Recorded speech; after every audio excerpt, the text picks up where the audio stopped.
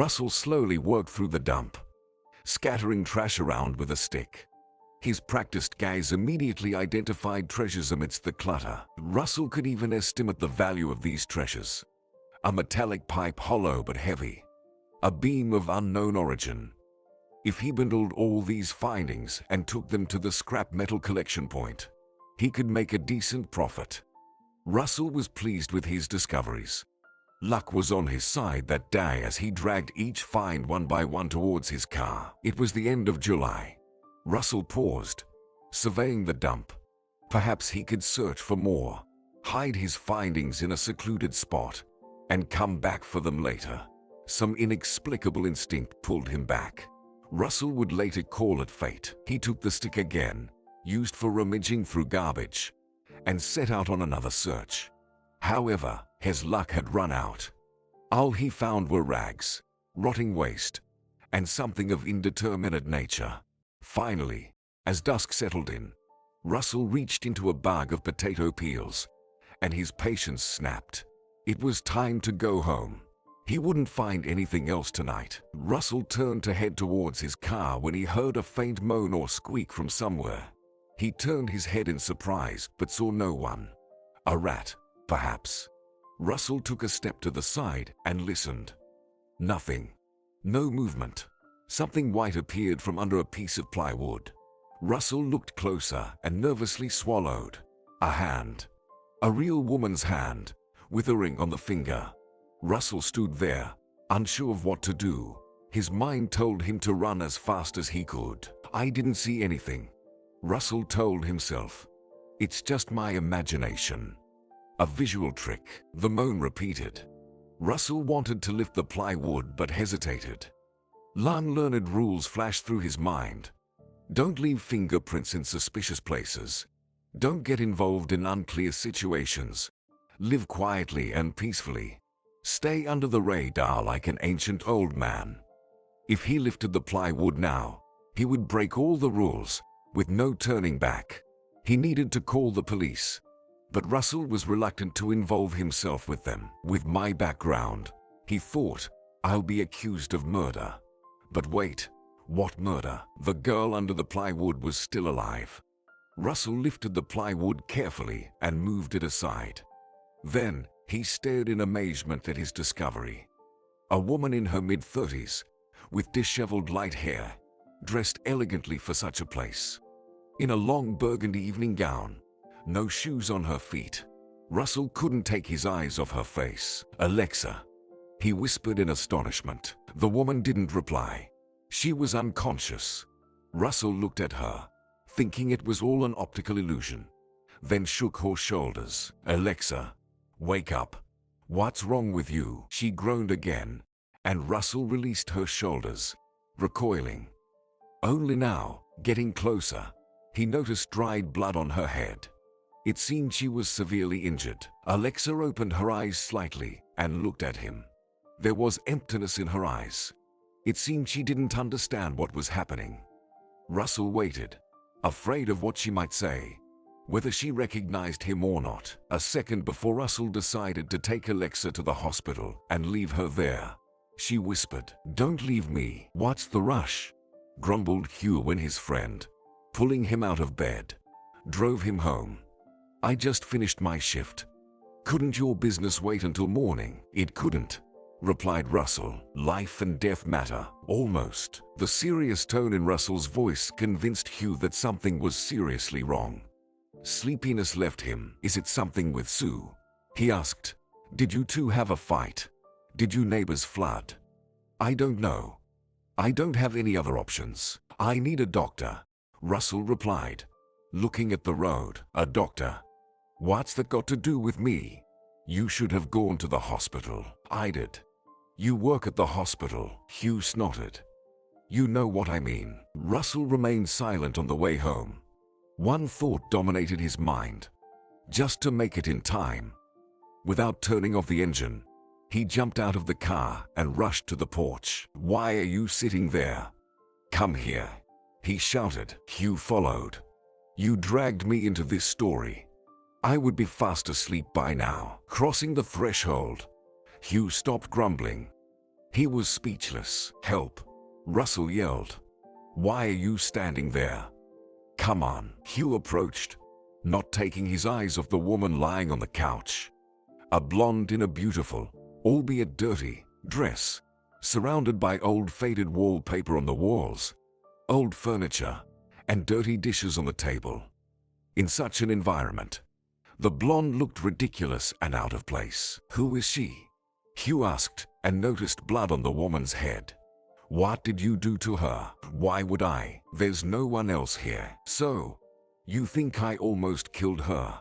You're a true friend." Russell anxiously grabbed the woman's wrist and breathed a sigh of relief. "She has a pulse." It was too early to relax. The blonde woman was breathing strangely, as if she had a cold, and her forehead was warm. "Do something already," Russell shouted. "Why do you think I called you?" "The best I can do is call an ambulance." "Should I?" "No need." "Why?" Hugh was surprised. "Isn't that the most logical thing in our case? They can help her. If it wasn't you who hit her, why not do what's best for everyone?" "Alexa asked not to leave her," explained Russell. "Alexa? The one?" Hugh was astonished. "Wait, so she talked to you?" "That's all she said." "Help her already. Don't waste time." Hugh leaned over the woman and examined her wound. "We need an X-ray, a neurologist, a surgeon." Hugh sighed and said, "All right. Do you have a first aid kit at least?" "There was something," nodded Russell. Hugh treated the wound and bandaged it.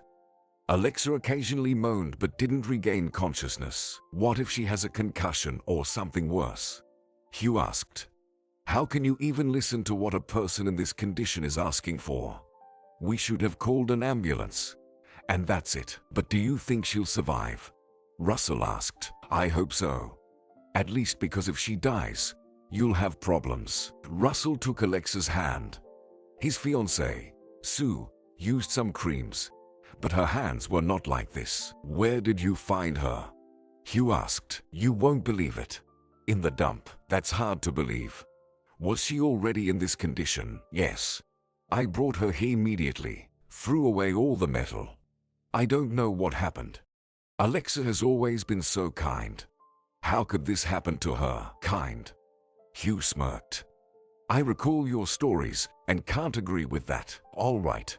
Maybe she wasn't always an angel, but she certainly didn't deserve this." The men were silent for a while, looking at her. And then Russell spoke. "Thank you.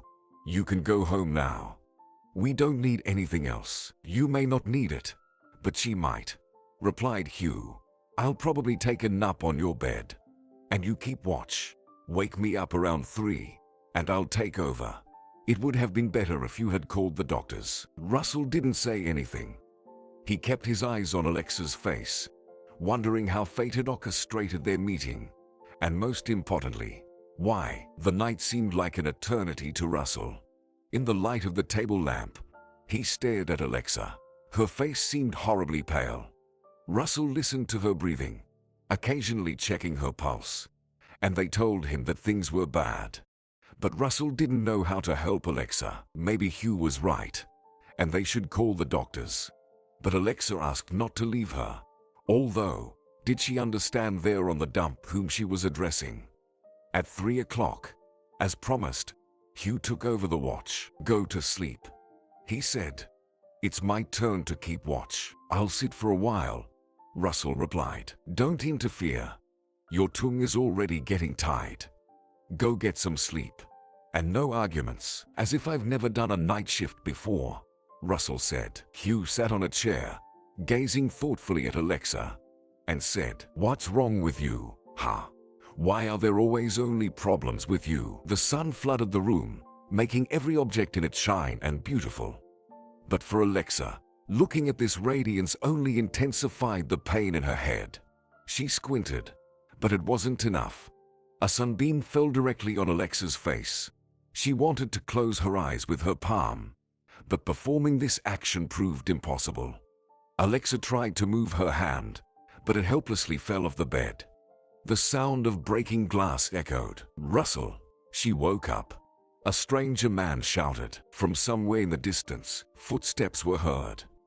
Now Alexa wanted not only to close her eyes, but also to cover her ears. The noise was splitting her head. Please, be quieter, she wished she could say, but instead, an unintelligible whisper escaped her lips. Alexa. A man grabbed her hand and squeezed it so hard it hurt. Did you say something? His voice seemed familiar to Alexa. But where from? Among her friends and relatives, there was definitely no one like that. Yet, Alexa could swear that she had heard him not for the first time. Let her go, grumbled a second voice, then addressed her. Alexa, can you speak? How do you feel? How did she feel? Awful. The sensation Alexa experienced could be compared to the worst flu after intense workouts at the gym. Everything hurt. Muscles, head, abdomen, bad. She whispered. How's your head? The man continued to ask. Can you look at us? Turn off the light, Alexa requested. For a few seconds, the men remained silent, as if contemplating her request. And then footsteps were heard again. Judging by the sound, someone abruptly pulled the curtains. Alexa opened her eyes.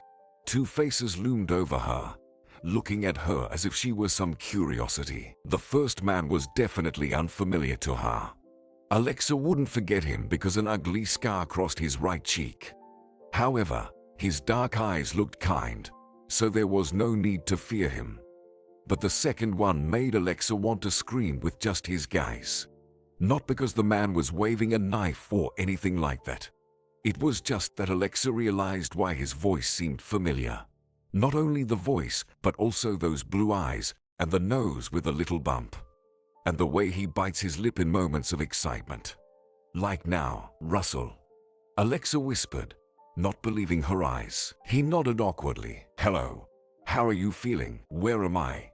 Where did you come from? Alexa tried to sit up, but it was impossible. She had absolutely no strength. What happened to me?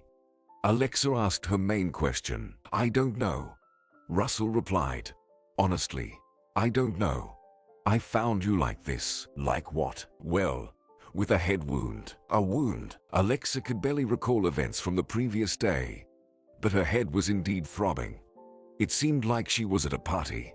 And then, the further events disappeared into a haze. I don't remember anything, she complained. Nothing at all? The second man asked anxiously. Not your address or last name. I remember that, Alexa said. The men breathed a sigh of relief, as if they had expected the worst. Where am I? Alexa asked again. At my place, Russell replied. At home. So, on Tampa Street. Look, she even remembers that, the second man said in surprise. Seems like your case isn't hopeless. Russell hesitated for a moment, then spoke. No, not on Tampa Street. I haven't lived there for a long time. A whole bunch of questions suddenly popped into Alexa's mind. How long? Why? What had happened to him in the last 10 years? Alexa doubted she had the strength for more than one or two questions. And if that's the case, it might be worth spending them on something more important. Where am I? She repeated. In the suburbs, the second man said. In the suburbs. It sounded so vague. In the suburbs of which city? Alexa wouldn't be too surprised if they told her she had been taken to the other end of the country. Watch my fingers, the man with the scar said, bringing his index finger to her nose. Alexa understood that this was a routine medical procedure, and still felt ridiculously foolish moving her eyes left and right. Are you a doctor? She asked when the man finished, and froze with a serious look. The stranger ignored this question. Russell asked anxiously. Well, reflexes seem to be intact. Or should I check again? The answer wasn't too encouraging. It seemed like there was no professionalism here. Alexa's interlocutors spoke to her in hushed tones, as if conversing in a secret language. She already realized that she wouldn't get an exact answer to which street, or at least which town she was in. But at least she could understand that she wasn't in a hospital. The surroundings indicated the poverty of her host. No hospital sterility. An untidy table cluttered with dirty dishes and cups. a colorful curtain on the window. "Do you live here?" Alexa asked. "Yeah." Russell nodded, and again, that embarrassed look. How Alexa missed it. "I like it. It's beautiful," she said, flattering him, not wanting to be rude at all. "A high society girl." The doctor snorted. "You'd honestly say you've never seen such a dump." Alexa felt like she was blushing. However, it was hard to say for sure. Her whole body burned as if it were being slowly heated on a low fire. The stranger with the scar touched her forehead and said, "She has a high temperature." Hugh looked intently at his patient. "Do you want to go to a real hospital?" Honestly, Alexa didn't know what to say. She didn't fully grasp what had happened to her and where she ended up. But the thought of leaving her only acquaintance and going to a clinic with indifferent doctors shook her. "I probably don't want to," she said. "Probably. A typical female answer," sighed the scar-faced man. "Well, then, who should we inform about where you are? Do you remember the phone number of any of your relatives?" This question turned out to be much easier. Alexa mentally went through the short list of her relatives, consisting of one person, and said, "No need to inform anyone. If possible, I'd like to stay here." After these words, Alexa felt a slight dizziness. "So, you want to hop on Russell's shoulders?" The doctor clarified. "Although, no, a small correction. On both of us." Alexa remained silent. If she could sink through the ground, she would certainly do it, just to avoid seeing that accusing look and not to witness Russell's reaction. I wonder how he'll react to such an answer. Will he say that he's not her nanny after all these years and everything that happened between them? "I can handle it myself," Russell said. "We don't need you anymore. You'll handle it." The doctor suddenly flared up. "Look at this optimist. Do you think if she opened her eyes, everything is fine? Maybe she'll never open them again. Nothing is clear here." Russell nudged his friend in the shoulder. "Think before you speak." Alexa lay there, stunned by what she heard. "She'll close her eyes and may never open them again. Does that mean I could die?" she asked quietly. The men stared at her. Russell angrily said, "Pay no attention to him. He's just joking. His humor is peculiar. Why should we lie?" Hugh retorted, addressing Alexa. "I won't hide it from you. The situation is very serious. You may not die, but it's better to be under the observation of doctors to prevent complications." "But aren't you a doctor?" The man chose not to respond, and Alexa understood why. Why bother with her outside of working hours? He could dedicate his time to his own affairs and family. "I'll pay you." She made one last attempt to persuade him.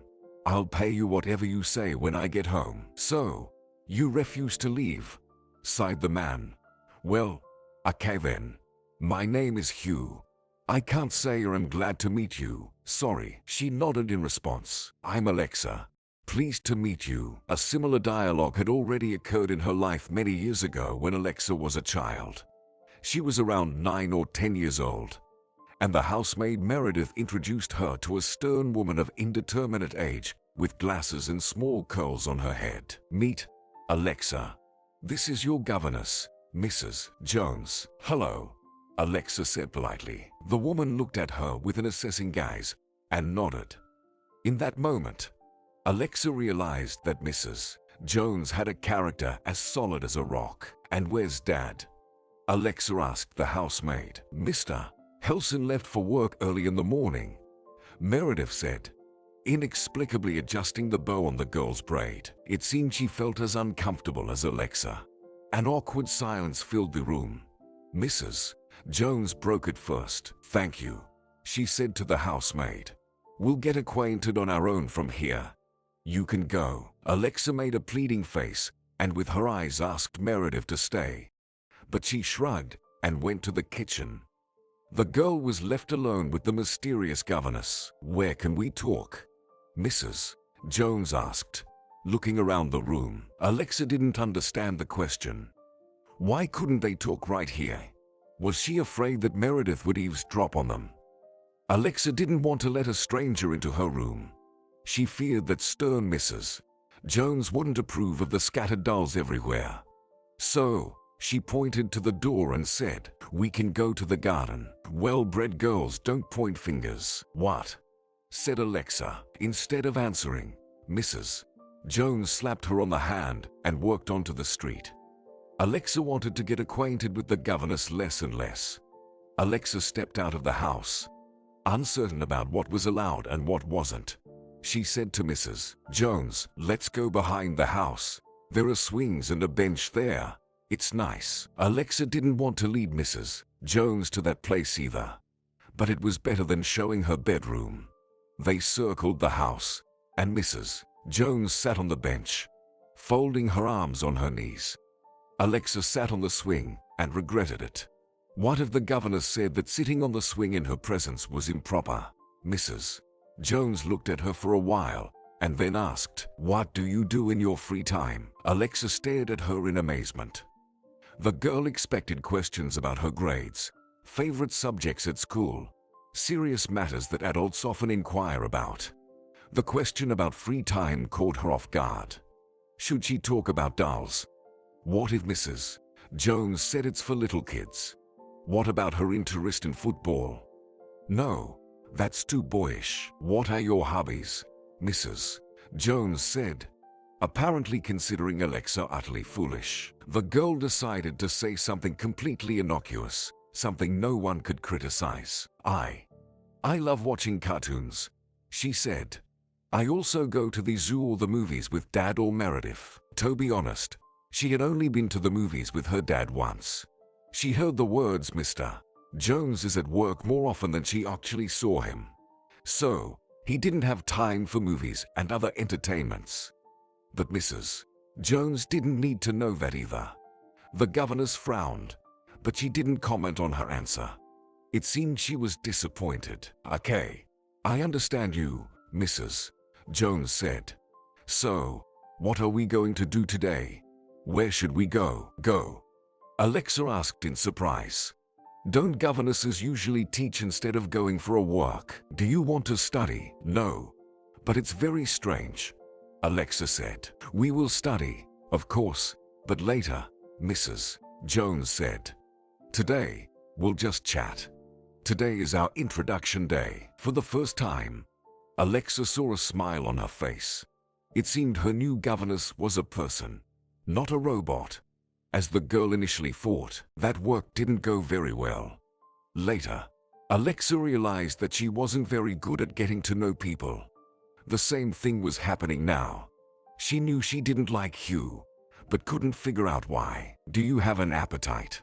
he asked after examining Alexa's wound and rebandaging her head. "No." "Well, that's good.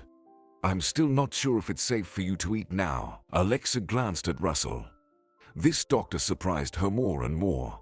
She wanted answers, but her old acquaintance was thinking about something else at that moment. "We should change your clothes," he said uncertainly. "Change?" Alexa asked. Until Russell mentioned it, she hadn't realized what she was wearing. Of course, normal patients don't lie in evening dresses. Alexa also remembered that the dress wasn't ankle length, and these two geniuses didn't even offer her a blanket. She tried to scorch Russell with her eyes, but he didn't understand anything. "Why are you looking at me like that?" he asked. "She's thrilled with your offer," Hugh muttered. "Thinks you're going to change her." Hugh stood up, looked at his friend, then at Alexa, and sighed. "You've given me a weekend.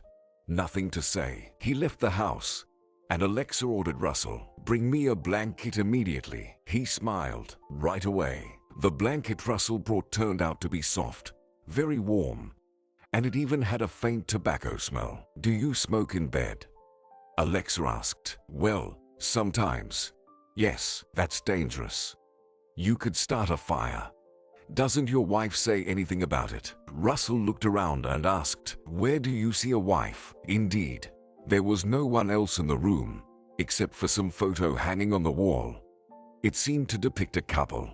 Russell sighed and added, "If this is a clever way to find out if I'm married, then no, I'm not married." "I don't care," Alexa said, pulling the blanket up to her chin. In reality, She felt relieved that Russell didn't have a wife, although she couldn't explain why. At first, Alexa pretended to be asleep, but then drowsiness overcame her for real. Russell continued to move around, rearranging things on the table, sighing, and clicking a lighter. Another habit from past years. Alexa had forgotten about it. "Don't you need to go to work?" she asked without opening her eyes. "I have the day off today. You said you found me." "Where exactly?" "At the dump," Russell replied. "Where?" Alexa opened her eyes. "At the dump." "But how did I end up there?" "I have no idea. You need to ask yourself." "Do you remember anything at all?" "I remember being at a party outside the city. We have a small house there. We were celebrating Mason's birthday. He's my husband," Russell said. "I know his name." "Go on." Knowing this was unexpected for Alexa, she herself had severed all ties with Russell, not keeping track of him on social media or asking acquaintances about him.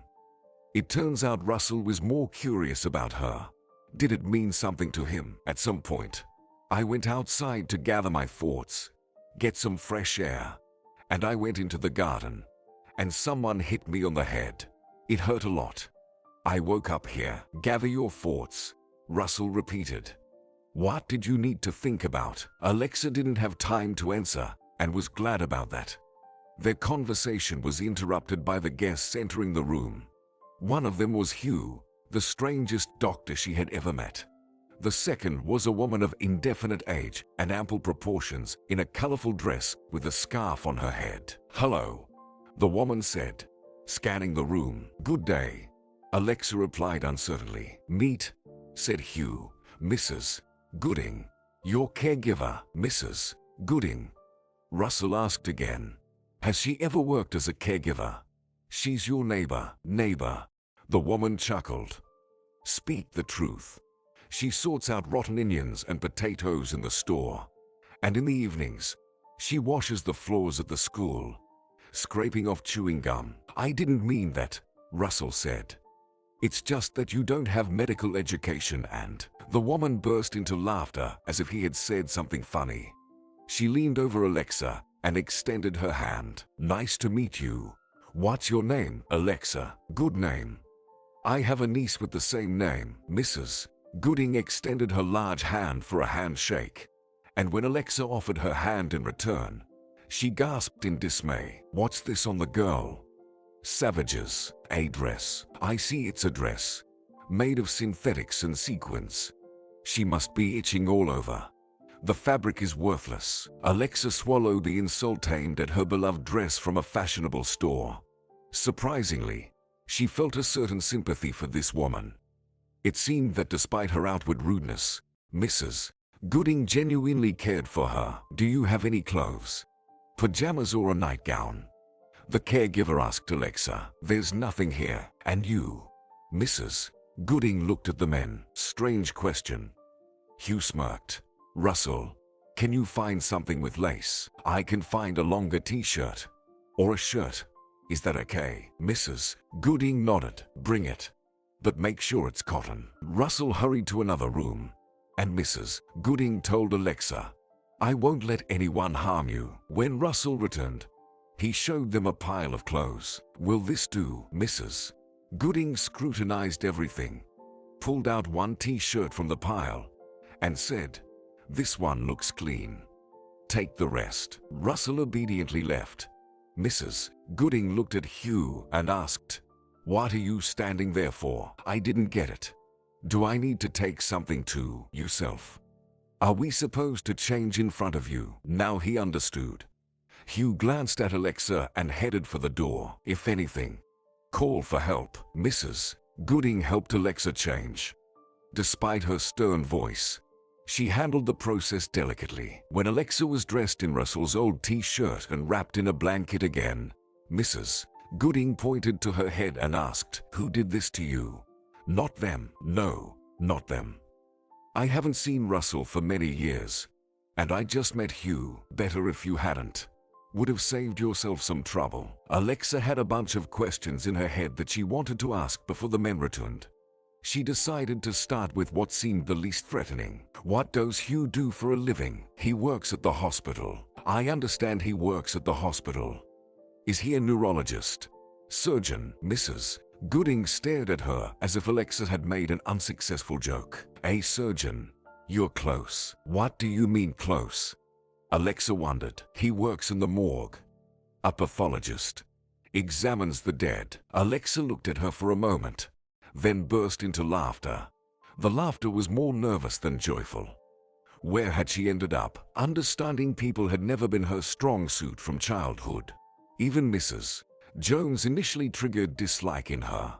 The new governess was very demanding, finding fault with the girl over the slightest pretext. To earn approval or a smile from her required a great deal of effort. Once, lying in wait for her father, Alexa staged a scene. "You don't love me," she declared, pouting in offense. Mr. Hilson looked at her in surprise. It was past midnight. The lights in the house were off, and his daughter, in a nightgown and one slipper, awaited him on the stairs. "What are you doing here, Alexa?" he asked. "Why aren't you asleep?" "Waiting for you." "Why?" "To tell you that you don't love me," Alexa said, and tears of hurt welled up in her eyes. She felt that he didn't love her, that her father didn't listen to her, and was lost in his thoughts somewhere far away. "I don't love you. Where did you get that idea? Whom else would I love if not you? You're always at your work, never with me. You haven't even introduced me to Mrs. Jones. She probably thinks you don't love me, so she's always grumbling." "Rah, you mean the nanny," said Mr. Hilson. "Governess," Alexa corrected.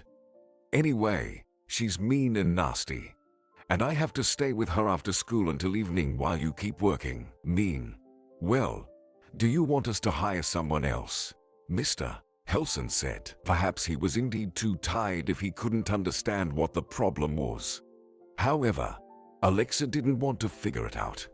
Angry and stomping her foot, she ran to her room. Mr. Hilson went after her. "Alexa, don't cry, please.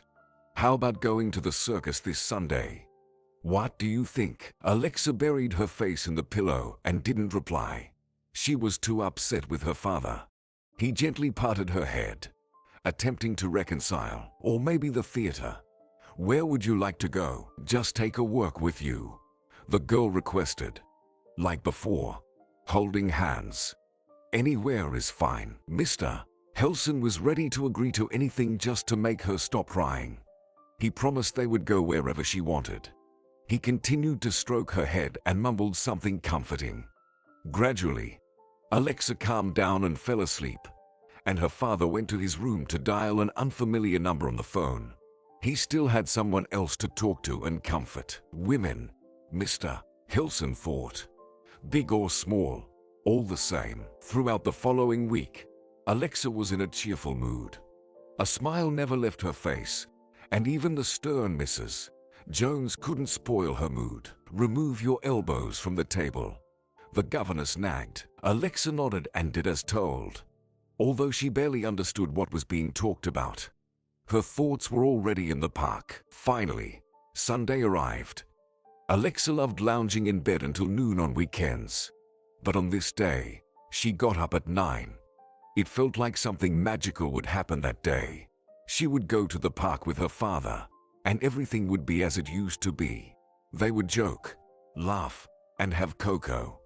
And Dad would probably get coffee. Alexa anxiously looked out the window. It was raining outside. The day was entirely unsuitable for walks. What if Dad changed his mind? Dad never lies.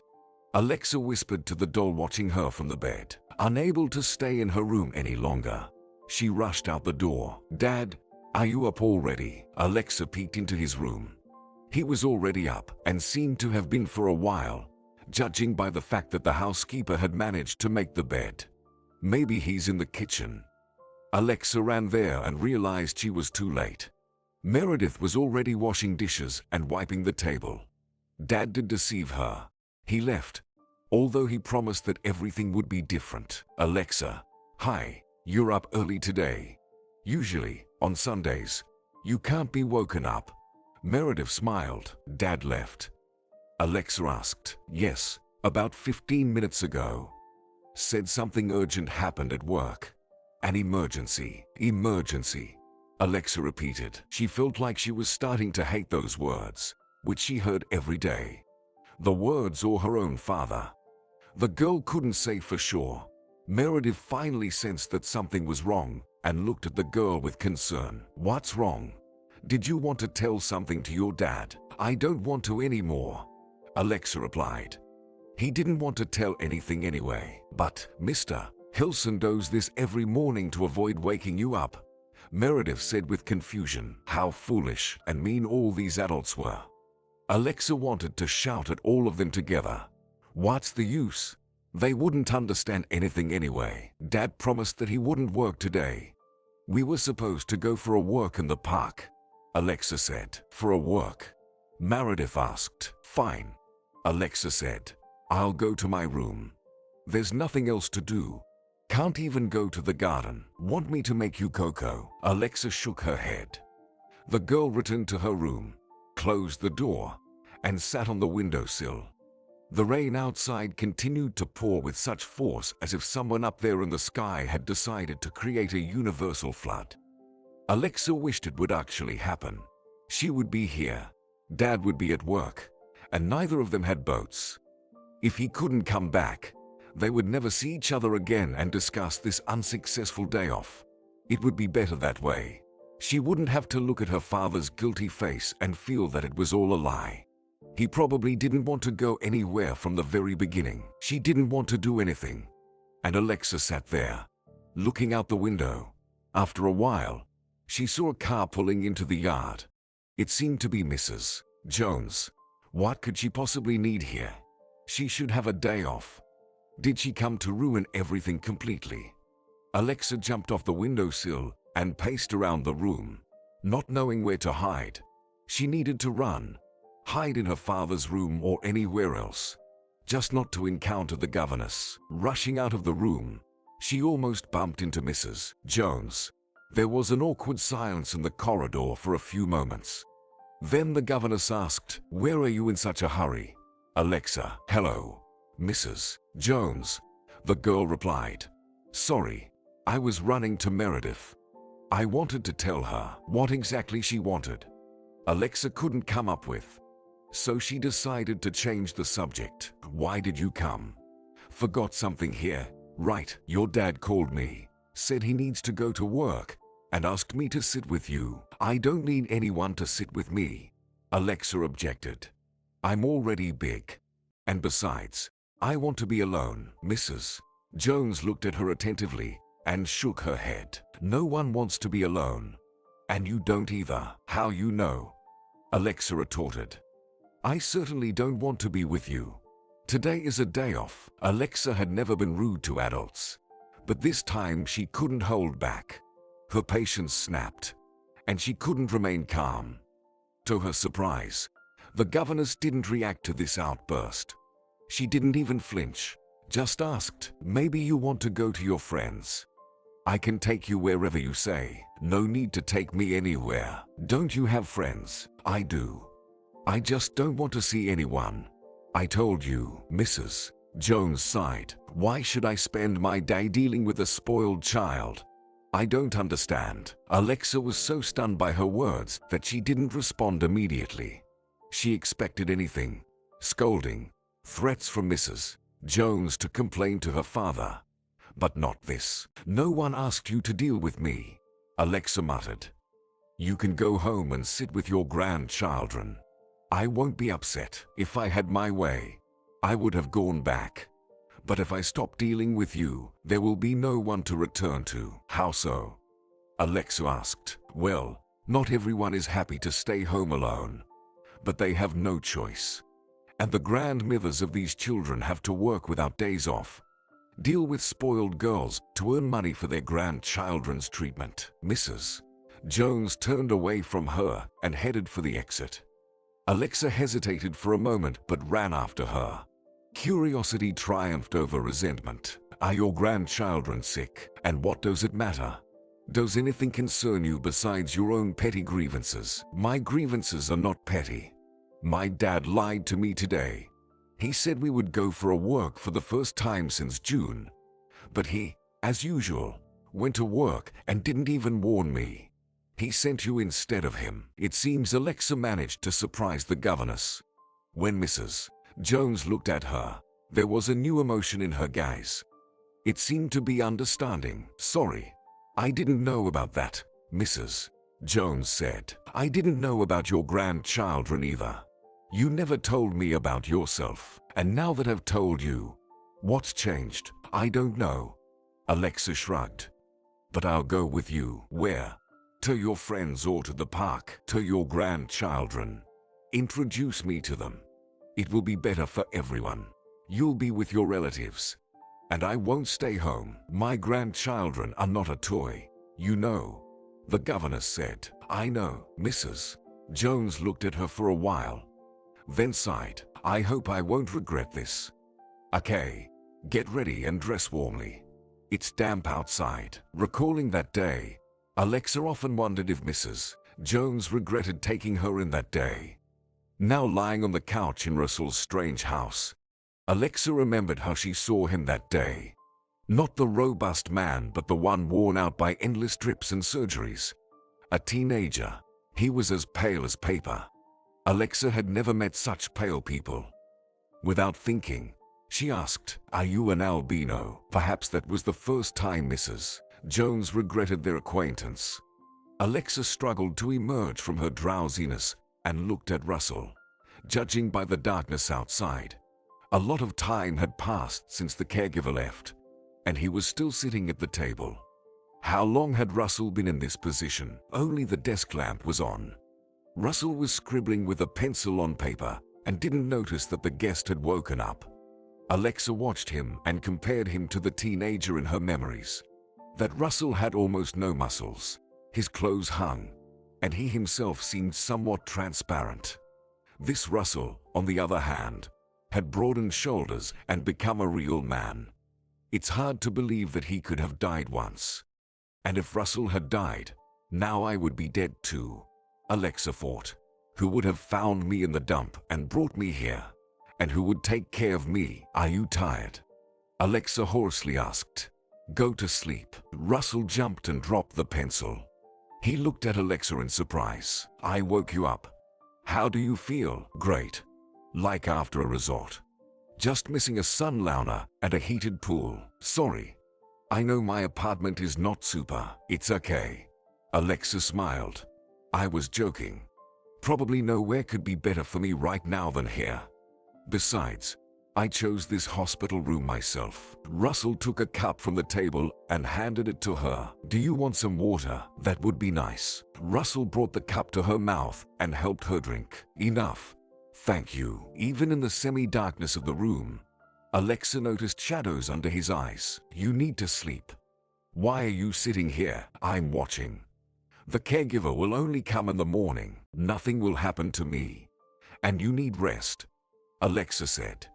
Don't you have to go to work or somewhere else? Actually, I do, Russell said. But I wanted to take a day off. I don't trust Mrs. Gooding. She's somehow strict. Alexa suggested. Exactly. I'm afraid to leave you with her. Nothing will happen. I'm strict too. In case you've forgotten. I remember. Russell smiled. Alexa suddenly felt self-conscious and thanked the darkness in the room, hoping Russell wouldn't notice the blush on her cheeks. Why was she behaving strangely, almost flirting with him? She hadn't intended to do anything like that. She just got caught up in memories. This was a conversation between two old friends. When we first met, I also thought your grandmother was intimidating, Alexa said. I couldn't understand how one could live with Mrs. Jones. But then I got used to it and even grew fond of her. People don't toughen up without a reason. You know that. Sometimes there's no other way to survive. The smile faded from Russell's face, and he nodded. I know. Better than anyone. Feeling like she was stepping on dangerous ground, Alexa still asked, Tell me a bit about yourself. There's nothing to tell. And it's not interesting. It is interesting, Alexa insisted. You can start with something simple. For example, tell me what you were doing at the dump. Russell looked at her as if questioning whether she was serious or joking. Are you really interested? Of course. You didn't just go there for no reason. Right, not for no reason. Russell sighed. I went there to find sleeping beauties with broken heads. Very funny. Alexa frowned. Okay, sorry. I was collecting metal there. Satisfied. Metal? Alexa asked. Why? To sell and get some money. Alexa felt embarrassed. She had portrayed herself as a rich fool. As if it wasn't already clear that Russell wasn't collecting junk for crafts or interior decoration. What's your job? She asked, trying to change the subject. I work in an auto repair shop. I fix all sorts of cars. Russell grumbled. So, he was offended after all. Alexa stayed silent, not knowing what to say. Finally, Russell spoke up. Now it's my turn to ask questions. Well, start with something simple, Alexa requested, giving a weak smile. Why don't you want to let your husband know where you are and what happened to you? Alexa hesitated for a moment, contemplating whether to answer seriously or turn it into a joke. Eventually, she responded, I think Mason hit me. The husband's name was hard for her to utter. The whole phrase was, too. Why did Russell have to bring it up? It was so cozy lying on the couch, reminiscing about her distant childhood and avoiding serious matters. Do you mean he tried to kill you? Alexa nodded. Back then, communicating with Russell had also been challenging. At least, when he first saw Alexa in his apartment, he wasn't too thrilled. Grandma, why did you bring her? He asked, looking at the guest. I don't know her. So what's the problem? Get acquainted, Mrs. Jones said. Russell grumpily introduced himself. Russell. Alexa, thinking that his hospitality duty was fulfilled, Russell turned to the television. Some football match was on the screen. Alexa paced nearby, feeling annoyed. Who did this rude guy think he was? Did he believe that being sick gave him the right to behave however he wanted? Mrs. Jones entered the room, placed a plate of pastries on the table, and inquired, how are you two getting along, as if it wasn't obvious. Alexa thought the governess was mocking her. We're getting along just great, she sarcastically replied. You could even say we've become best friends. Yeah, Russell confirmed without turning around. Mrs. Jones stared at the back of his head for a while, then spoke with an icy tone. Russell, look at your conversation partners, not the TV. When you're talking to someone, Alexa triumphed. It turned out that Mrs. Jones scolded not only her, but her own grandson too. There was justice in the world after all. Russell sighed and turned toward them. Now, what am I supposed to talk to her about? You're a man. Figure it out yourself, Mrs. Jones said, heading to the kitchen. The whistling sound of a boiling kettle could be heard. Russell looked irritatedly at Alexa. The girl decided to initiate the conversation herself. What illness do you have? I don't want to talk about it, Russell replied. Fine. Then what are your interests? What can you be interested in when you are stuck at home all the time? I watch various TV shows. I look out the window. When I get tired of all that, I lie on the bed and stare at the ceiling. Is that really interesting to you? Very, mumbled Alexa. Actually, you could be more polite. I haven't done anything wrong to you. You showed up in someone else's apartment uninvited. Isn't that enough? Russell wondered. Not uninvited. Mrs. Jones invited me. Well, I didn't. Russell turned away from her again and stared at the TV screen. Alexa glared at him angrily. Russell was 2 or 3 years older than her, which, in childhood, feels like an eternity. Usually, Alexa felt timid around boys like him. But now she was furious. Do you play football yourself? She asked. I know you don't now. But before, when you were healthy, of course, he replied. As a forward or a goalkeeper? Alexa inquired. Look at you, using these words. Russell exclaimed sarcastically. The screen displayed intense emotions as his attention was fixed on the match. Maybe you just sat on the bench, she teased. What do you even understand? Russell finally turned to look at her. Alexa thought she could enhance the effect and said, have you ever scored a goal? After such a comment, Russell should have shouted. However, he shook his head in surprise. And you were lecturing me about politeness? Button. Where do you even know all these words? Forward. Goal. Don't call me Button. The girl felt offended. How else should I call you when you are so tiny? Okay. Did you play football? Alexa nodded. Judging by Russell's expression, he thought he was being played. You're probably lying. Who would pick you with that height? Girls don't play at all, but they picked me, Alexa said. Can you imagine? To be honest, no. Alexa preferred not to mention that she played football with first graders. Her classmates and older kids never noticed her. If she was an authority for the younger ones, everyone else, including Russell, considered her a button. And how will you prove it? Russell asked. How can you prove it? Alexa replied. Hit you in the forehead with a sword, if you can. Easier said than done. Russell stood up, approached the bed, and rolled a ball from under it. Give it a try. He crossed his arms on his chest and looked mockingly at the girl. Apparently, he had no doubt that she would miss. Alexa was taken aback. What? Seriously? Aim at you? Why not? Can't handle it? Russell asked. No, but it's just rude. All right, I get it. You're not well-mannered. Grandma didn't raise you properly, did she? Neither with you, it seems. Alexa mumbled. She took the ball in her hands and was surprised at how dusty it was. Apparently, it hadn't been taken out from under the bed for many months. She walked to the other end of the room and placed the ball on the floor. She looked uncertainly at Russell. Are you really going to hit it? Haven't changed your mind? Russell nodded. Alexa mentally apologized to Mrs. Jones and hit the ball. Russell, it seemed, didn't believe until the last moment that she would actually do it. Or he thought that a girl football player was something out of fantasy.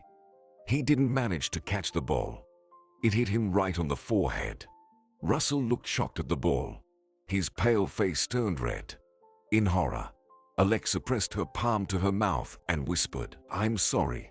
I didn't mean to. Russell looked at her and unexpectedly burst out laughing. So, you didn't mean to hit me, but you did. And if you had really tried, what then? Would you have demolished the whole house with that sword? The girl smiled uncertainly. I could demolish it if you want. It's not difficult for me. Russell shook his head. No need. I still have to live here for a while. He walked to the table, turned off the TV, and turned to Alexa. Now, let's try again. Try what? Alexa didn't understand. Play football. You hit, and I'll catch. We need to check if it was a fluke or not. Alexa shrugged and did as he commanded. Now Russell caught the ball. The second time as well, and after the third, a smile suddenly left Russell's face, and he sank onto the bed. That's enough for now. I need to rest, Russell said. Alexa stood by the door, looking at him guiltily. In the few minutes they played, the girl had managed to forget that Russell was sick. He seemed perfectly normal, alive, and cheerful. Now, Alexa wondered if she did the right thing by starting to play with him. What if he felt worse after the blow to the forehead? Mrs. Jones entered the room. Alexa flinched, expecting the governess to scold them for playing. But she only said, "Tea is ready." "Russell, will you eat now or rest first?" "I'll rest," he said. "Well, then, Alexa and I will sit in the kitchen for a while. Come, Alexa, help me with something." The girl looked at Russell, left the room, and whispered to Mrs. Jones, "Forgive me." "For what?" "For starting this game. Russell got up because of me. He felt worse because of me." "Not worse," sighed the governess. "He just has very little strength. He'll rest a bit, and everything will be fine." "Really? Can he recover?" Mrs. Jones didn't answer this question. They sat in the kitchen for an hour or two, almost not talking and gazing out of the window.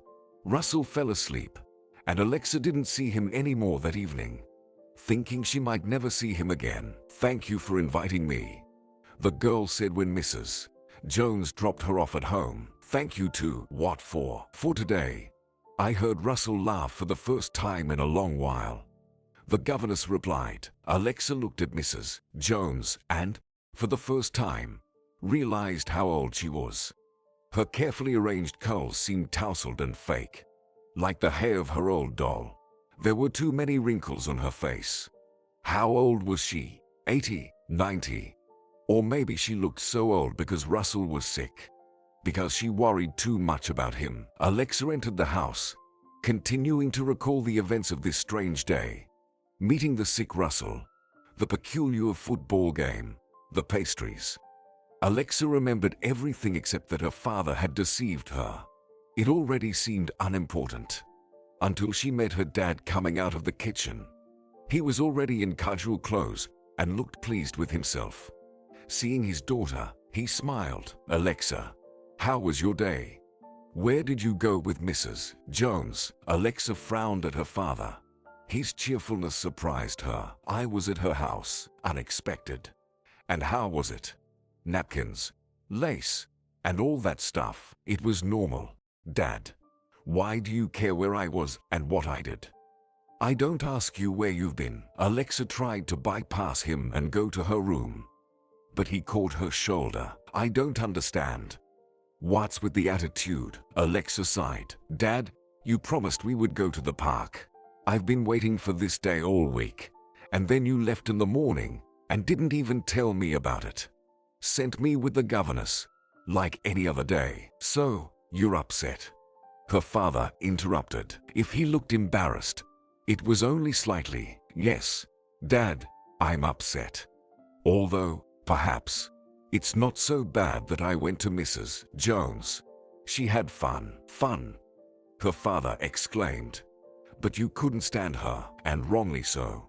She turned out to be quite normal." Alexa walked into her room and closed the door in front of her surprised father. He thought for a moment and muttered, "If you want, we'll go somewhere next weekend. I promise you." "You already promised," Alexa whispered. A stroll with her father no longer enticed her so much. Her desire had changed. Alexa already knew where to go next weekend. To Mrs. Jones and her grandson. She just had to figure out how to make it happen. But the girl didn't even have to try.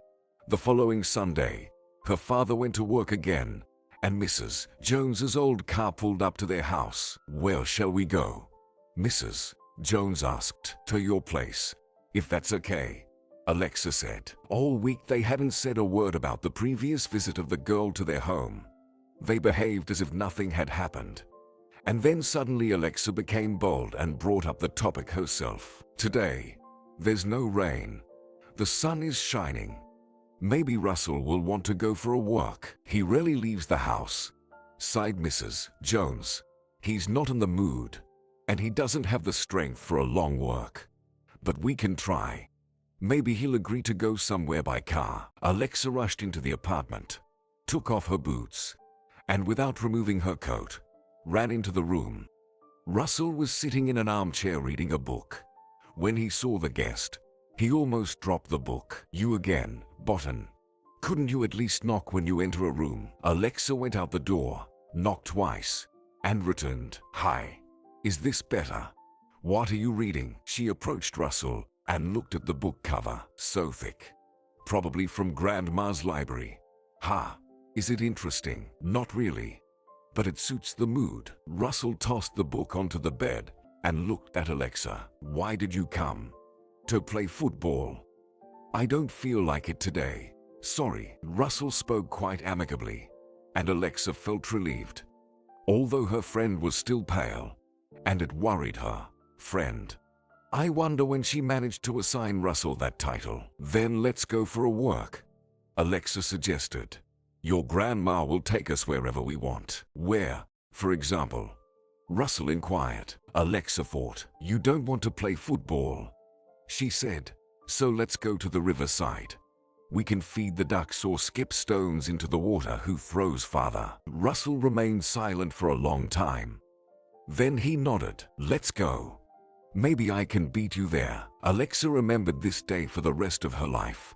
The laughter, jokes, even Mrs. Jones laughed.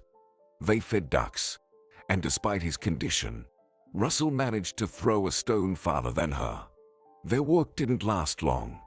He quickly grew tired. Visiting them became a habit for the girl, but it happened less and less. Russell is not feeling very well today, Mrs. Jones would say on the phone. Will you drop by another time? All right, Alexa agreed. She had never seen Russell's parents and wondered why his grandmother dealt with him alone. She also feared that something might happen to Russell while Mrs. Jones was at work. What then? Alexa dared to talk about it with the governess. Mrs. Jones, where are Russell's mom and dad? She asked. Do they work every day like my dad? So they're never home. They left when Russell got sick. Left? Where to? Mrs. Jones didn't know if she should tell the girl the details. Alexa reassured her. I won't tell anyone. I promise. But everyone already knows. Sighed Mrs. Jones. His mom, my daughter, went to work when he got sick. She only comes to us on vacation or when Russell gets really bad. And Russell's dad just left. How so? Alexa wondered. He disappeared. Said it was hard for him to look at a sick child. That he couldn't help here. Packed his things and left. None of us has seen or heard from him since. Alexa was silent, struck by such a story. She often got angry with her father. He disappeared at work instead of spending time with her. But the girl knew that at any moment, she could call him and ask for help. Russell didn't have that option. Only his mother and grandmother helped him, and they were constantly working. He sat alone at home. Is that why you work without weekends? The girl whispered. To cure Russell. Mrs. Jones nodded and looked away. Alexa hugged her and said, everything will be fine. Russell will definitely get better. Mrs. Jones didn't reply. It seemed the girl's words didn't uplift her. One day, when her father turned 40, Alexa asked Mrs. Jones to take her to the office where her father worked. I want to surprise him, the girl said, at least once in his life. If Dad keeps running away from me, I have to catch him. Are you sure? Mrs. Jones asked. Maybe he'll feel uncomfortable. Or your father will be celebrating at work. He always does everything at work, Alexa said. But it's worth a try, right? We'll wait for him for an hour. And if he doesn't come out, we'll go home. The car set off on the road. Alexa feared that the wait would be long. But it turned out the opposite. As they approached the office, her father appeared on the porch. Dad is early today, Alexa exclaimed. Does he really want to celebrate his birthday with me? She reached for the door to get out of the car, but Mrs. Jones stopped her. It seemed the governess understood everything before Alexa did. He reached out and took the arm of a blonde woman in a luxurious coat. Alexa didn't hear what her father was saying to the stranger, but it seemed to be something joyful because they were both laughing. In complete shock, she watched her dad walk away arm in arm with the stranger. Then she crumpled the drawing she had prepared as a gift for her father. Sorry, said Mrs. Jones. For what? Alexa asked. I shouldn't have brought you here. You shouldn't have seen this, Mrs. Jones. I'm not a little girl anymore, and I know that men can date someone. I just didn't think it would happen with my dad. Alexa was surprised by how calm her voice sounded. In reality, the girl wanted to scream and throw things. Her father not only deceived her, but he was also cheating. Even though Alexa's mother had died many years ago, she felt offended. He lied to her. Why? He could have told everything instead of leaving every day, citing work. However, Alexa wasn't sure she wanted her father to remarry and bring this blonde woman home. Let him date her somewhere far away. And she, Alexa, would continue to pretend she knew nothing. She was sure she could forget what she saw in front of the office. Let's go home, Alexa sighed. It seems like the celebration is cancelled. Alexa thought that the betrayal she experienced in childhood would give her immunity, make her immune to something similar in the future. However, it didn't happen. When telling Russell about being hit on the head by her husband, Alexa guessed what conversation would follow. It started with Russell's question, "Why do you think it was your husband trying to kill you? Did he have a reason for that?" "No," Alexa whispered. "Did you have a fight?" "Also not true. We lived quietly and peacefully. We seemed perfect from the outside." "I don't understand. You lived happily with this Mason, like angels, and he wanted to get rid of you. Is he crazy?" Alexa noted how Russell pronounced her husband's name with some disgust. For some reason, it pleased her. "I didn't say we lived happily," she retorted. "I just said that's how it seemed to everyone from the outside. And in reality, Mason had a lover. I found out about it completely by accident." Alexa closed her eyes, recalling the emotions that overwhelmed her at that moment. Shock, disbelief, anger. She felt them then and now. Believing that betrayal had occurred again was very difficult. Then Alexa remembered who she was talking to. She looked at him, afraid to see mockery on Russell's face, but he seemed thoughtful. "Are you sure?" he asked. "Or did it just seem that way, as it sometimes happens?" Alexa understood what he was hinting at and flared up. "It didn't just seem that way. I found messages on his phone from that girl. She clearly and in detail described what she wanted to do with my husband." "Sorry," Russell said. "Still, having a mistress is not a reason to get rid of a wife, is it?" "I don't know. Lately, Mason and I lived like complete strangers, hardly communicating, scandals erupting out of nowhere. I thought if not Mason, then no one else. For money," Russell said, "and for the sake of getting freedom." Russell was silent for a moment, and then said, "By the way, I still haven't returned the money to you." "Well, the ones you gave me back then." Alexa shook her head. "You don't owe me anything. It's all in the past. Some things and situations of the past never go away," Russell said. Alexa remained silent. He sighed and said, "Maybe you're right. Let's go to sleep. We are both tired. You need to rest to recover. Do you want something? Sweet tea or—" "No," Alexa said. "Good night." "You too. Sweet dreams." Russell turned off the lamp and left, and Alexa felt tears streaming down her cheeks. Sweet dreams. Who and when was the last time someone wished her something like that? She couldn't remember. Her childhood visits to Russell became less frequent until they stopped altogether. For Alexa, it was a shock. "Mrs. Jones won't come today," the housekeeper told the girl on a Sunday morning when she was waiting for the governess as usual. "Why? What happened?" "I'm not sure. It seems her grandson is not feeling well." Alexa froze. "Russell, what happened to him? And why didn't Mrs. Jones call? Did the governess forget about her, just like her father did?" "No, Mrs. Jones is not like that. Probably, she just doesn't have time for it. And that means something really terrible has happened." Alexa waited for 2 hours and called the governess herself. Mrs. Jones didn't answer the phone, so Alexa left a message on the voicemail. "Mrs. Jones, please call me as soon as you can. It's very important." Mrs. Jones called back about 20 minutes later.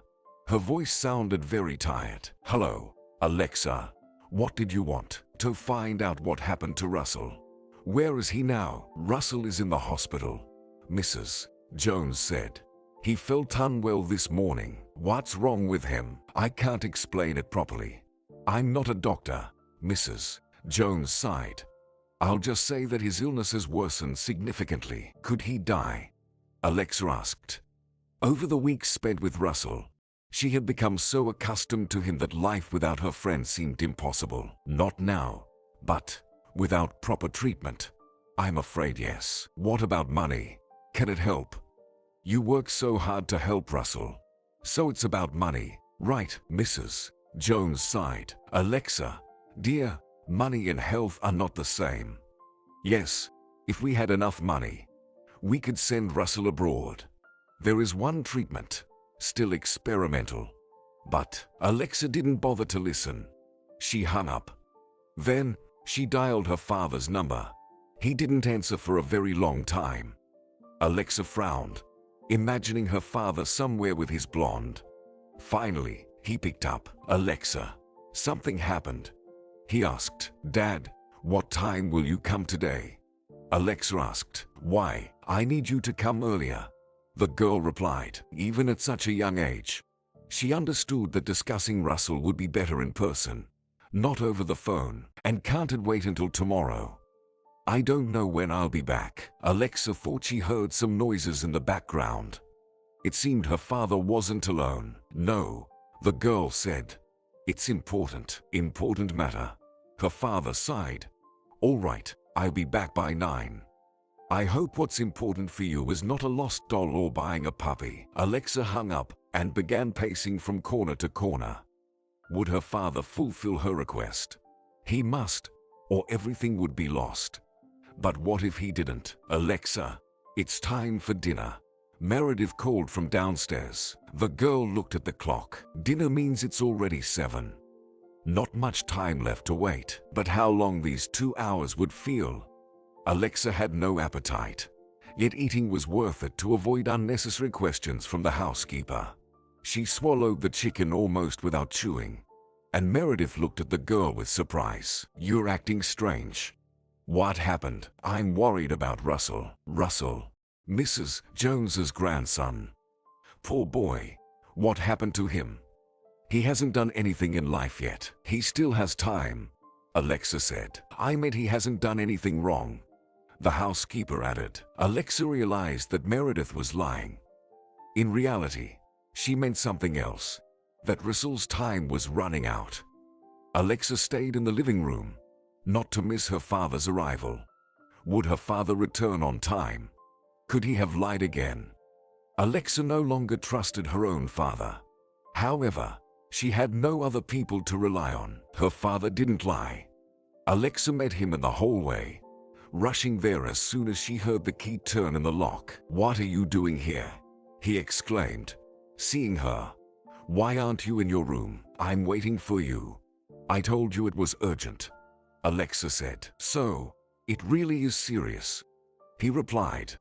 I hope the problem is still about a lost doll, not something else. No, Dad, it's not about the doll. He sighed and headed to the living room. The girl feared what this conversation might lead to, but she couldn't back down. He sat on the sofa. Alexa glanced at the door leading to the kitchen and whispered, Let's go to my room. Why? Someone might hear. Oh my God. Are you afraid the servants will eavesdrop? Alexa nodded. What mysterious thing do you want to tell me? He asked. I'll tell you in my room, Alexa repeated. Her father looked irritated but complied. He waited for Alexa to close the door behind her and asked, So, what's the secret? Why did you urgently call me home? Mrs. Jones didn't come today, Alexa said. I know. She warned me. And so what? People are entitled to weekends. Her grandson is sick. Well, he has been sick for a long time. But today he got worse, Alexa said. I'm aware of that too. I don't understand where you're leading with this. The thing is, Russell can be cured. We just need to gather enough money. And you have it. We have it, Alexa said. He remained silent for a while and then asked, Did Mrs. Jones instruct you to talk about this? Why do you think that? Well, you couldn't have figured this out on your own. Did she tell you to ask me for money? Am I right? No, Alexa said indignantly. I decided this on my own. What did you decide? I decided to help Russell. Mrs. Jones won't be able to raise a lot of money or do it quickly, and Russell could die in the meantime. Alexa didn't want to utter those words, knowing she would cry. And indeed, tears streamed down Alexa's cheeks as her father looked at her in surprise. Alexa, there are thousands of sick children in the world, he said. I can't help them all. You can't, Alexa agreed. But you can help at least, Russell. What's with this sudden concern? Her father exclaimed. Because Russell is my friend, Alexa replied. Nonsense. Her father shook his head. Giving crazy amounts of money to that old woman, throwing them into nowhere. Alexa was offended by her father's disdainful attitude towards Mrs. Jones. However, she didn't argue. The main thing was to achieve the goal. Everything else didn't matter. Not nowhere. Alexa corrected. You'll be saving Russell's life. Alexa, you don't know how hard it is to earn money. Do you think I just sit in my office and play all day? No. Or maybe you do. But with that woman in the fur coat. What woman? He exclaimed. She has such light hair, Alexa said, down to her waist. And an annoying laugh. He couldn't recover from the shock. If you give money to Russell, I won't mind if you talk to her. You can even marry her if you want, Alexa said. He jumped up and started pacing around the room. He mumbled something to himself, and only a few words reached Alexa's ears. Didn't plan to get married. Nonsense. What kind of fantasies? Alexa patiently waited for his response. Finally, he stopped and looked at her. A strange expression, a mix of irritation and amusement, froze on his face. Charity, he said. Fine, I'll do it. Let's start a publicity campaign. Invite journalists. Get it covered in the press. Our company will be known nationwide. If we try hard enough, maybe we can even get some benefits. So, you'll help Russell? Alexa clarified. She wasn't particularly interested in these business discussions. Let her father do as he pleased. The main thing was for him to give the money. I'll help. Your wish is my command. But drop all this nonsense about the woman. Understand? I don't want to hear about her again. Alexa gestured as if locking her lips. Her father snorted and left the room, saying as a parting remark, I'll call Mrs. Jones tomorrow. It's too late now. Alexa didn't argue. She had achieved her goal. Russell would be saved. The next day she woke up early, dressed, and hurried to the kitchen. Her father was already there, eating his sandwiches and flipping through some documents. Seeing Alexa, he asked in surprise, Where are you going? School starts at 8, doesn't it? Not to school. To the hospital, Alexa said, opening the refrigerator. And here I am wondering why your socks are different colors, and the school uniform is strange. Her father noticed. Alexa, this won't work. You'll go to the hospital after school. As I said, but you used to say we would go to the park, work on weekends, and something else, Alexa said. None of that happened. He looked at her strangely and remained silent. Alexa waited for her father to burst out, but he grumbled, You're a stubborn one, my daughter. Some ones won't be lucky with such future wife. Can I go to the hospital? She clarified, Go. Her father agreed. But let this be the first and last time. Understand? Alexa kissed him on the cheek, stuffed a sandwich into his mouth, and rushed out of the kitchen. Thanks, Daddy. Alexa met Mrs. Jones at the hospital entrance. They arrived almost simultaneously. The girl jumped out of the taxi and ran to her governess. Mrs. Jones was surprised by her appearance. Alexa, why aren't you in school? I want to see Russell. Can I visit him? Probably yes. But after the procedures. And did your dad let you go? Of course. Alexa nodded. Although it was tough.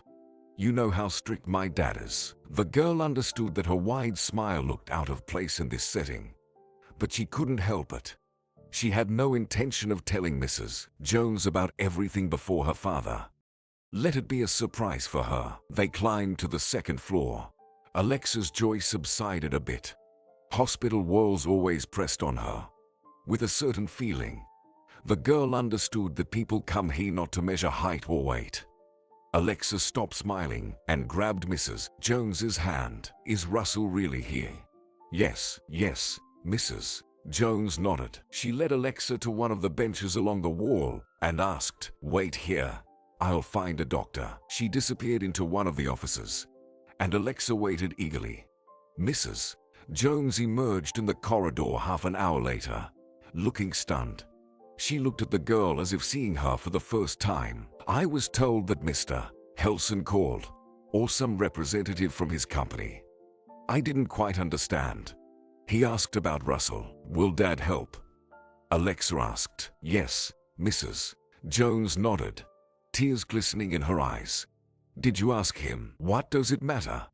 The main thing is that Russell will finally be healthy. He did recover, although the doctors didn't guarantee 100% success. The months Russell spent abroad were the most challenging in Alexa's life. She missed him a lot, worried, and had to go to school, as she promised. However, on the day Russell was returning to town, the girl broke her promise. She found herself near her friend's house long before the plane landed at the airport. By the time the taxi brought Mrs. Jones and her grandson into the yard, Alexa's excitement had reached its peak. As soon as Russell got out of the car, she threw herself at him, hugged him for a moment, let go, and joyfully exclaimed, "You did come back. It sounds like I shouldn't have," Russell said. There was no irritation in his voice, only happiness. "This is for you, Alexa," he said, handing her a bag. "Souvenirs, thank you." The girl nodded. She barely glanced at what was inside. All her attention was consumed by Russell. "Well, I see blush on your cheeks for the first time. It's so unusual. Hope you don't think I put on makeup." "No, of course not. But I won't be able to call you an albino anymore." "Try it. You'll forever be a button. I'll never call you by your name. Remember that, even after 100 years. Alexa listened to his grumbling and then laughed. In her heart, joy still bubbled, but now it was even greater. Russell said he would be there for 100 years. Perhaps she really wanted that. Later, recalling this moment, Alexa thought that it was then she fell in love. However, the 100 measured years with Russell did not pass as smoothly as she had hoped. The reason for that was his return to normal life. He returned to school, and Alexa immersed herself in her studies. Both of them gained new friends and acquaintances, and they saw each other less often. Although Alexa tried to visit Russell after classes at school, she became friends with Jasmine. Jasmine joined their class in high school when Alexa was 16, and she immediately disliked by most classmates for some unknown reason. Alexa felt sorry for her, unable to tolerate such treatment. Seizing the moment when everyone was getting ready to go home, Alexa approached Jasmine and asked, "Are you in a hurry?" Jasmine looked at her cautiously. "No, I'm going home," Jasmine said. "Do your parents wait for you right now?" "I don't know." "Why does it matter? Maybe you'd like to come to my place." "Why?" "I noticed that you have the lead singer of Nirvana on many of your notebooks. We can have cookies and listen to music." Alexa knew that Jasmine's family was not very wealthy. Her mother worked as a saleswoman, and there was no father. How would she react to this invitation? Perhaps, seeing Alexa's house, she would think that she was arrogant and proud of her father's money. But that wasn't true. Alexa had two qualities that were unpleasant to herself. She overthought trivial matters and sympathized with everyone who had suffered from fate. It happened with Russell, and it was the same now. "Why do you need this?" "Just inviting you as a friend." Alexa understood that it sounded silly, but she couldn't find another reason. "Okay. If you don't want to go, you don't have to." Alexa sighed and was about to leave when Jasmine grabbed her hand. "No, I want to." "How are we going to get there?" "I heard you live in the suburbs. Does a bus go there?" "It does, but we won't take it. A car with a driver will pick me up," Alexa said, experiencing a new wave of embarrassment. Mrs. Jones hadn't visited her for 2 years. Health problems had arisen, and it became challenging for her to work. Alexa managed without a governess.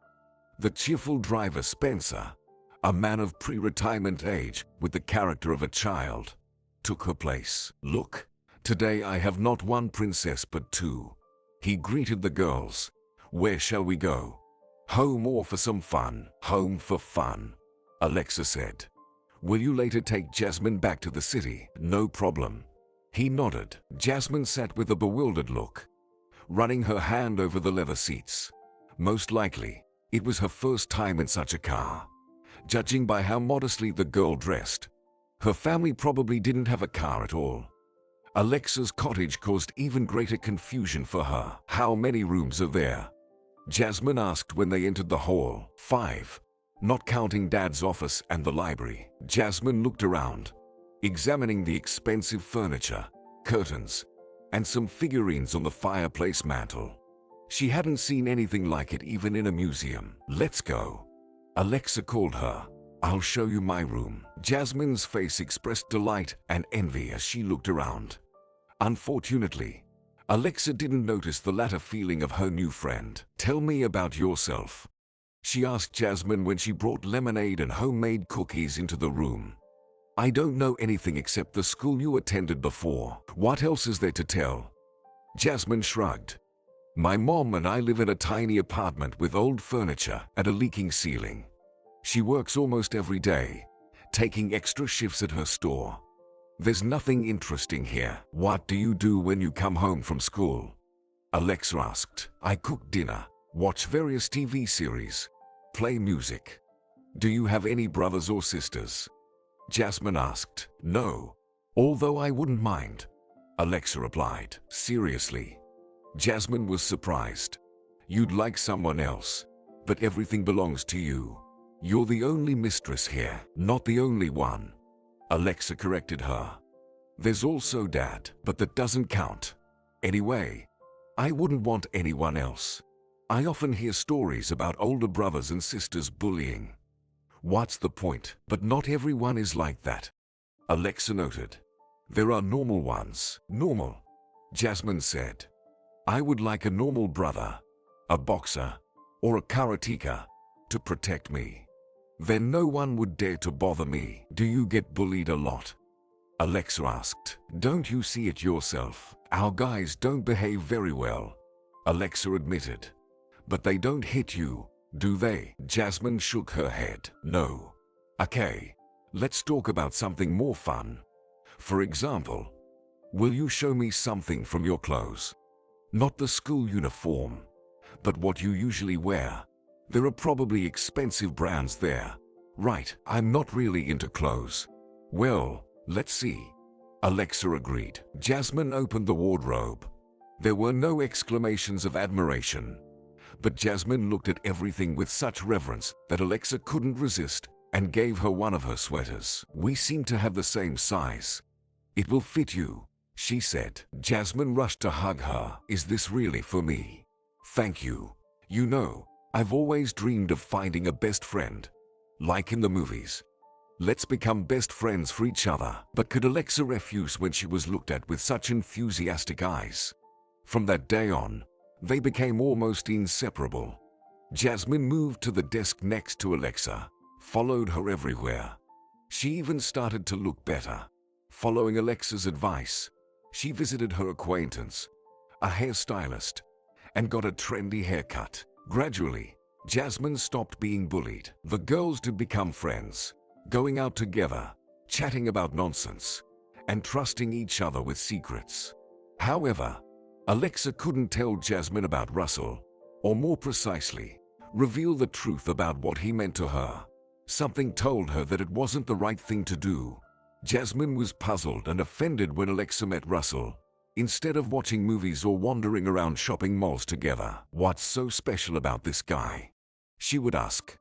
You said you're not dating. We're not dating, Alexa would agree. We're just friends. There's no such thing as friendship between guys and girls, Jasmine confidently declared. You like him, okay. Okay, maybe I do like him a bit, Alexa admitted. But it doesn't mean anything. Russell doesn't even know about it, so tell him about your feelings. What are you waiting for? It's awkward. Right now, at least, we're friends. What if Russell stops talking to me altogether after this, or someone else takes him away while you are dragging your feet? Choose, Jasmine replied. This statement left an unpleasant feeling in Alexa's heart, and then it would resurface in her memory more than once.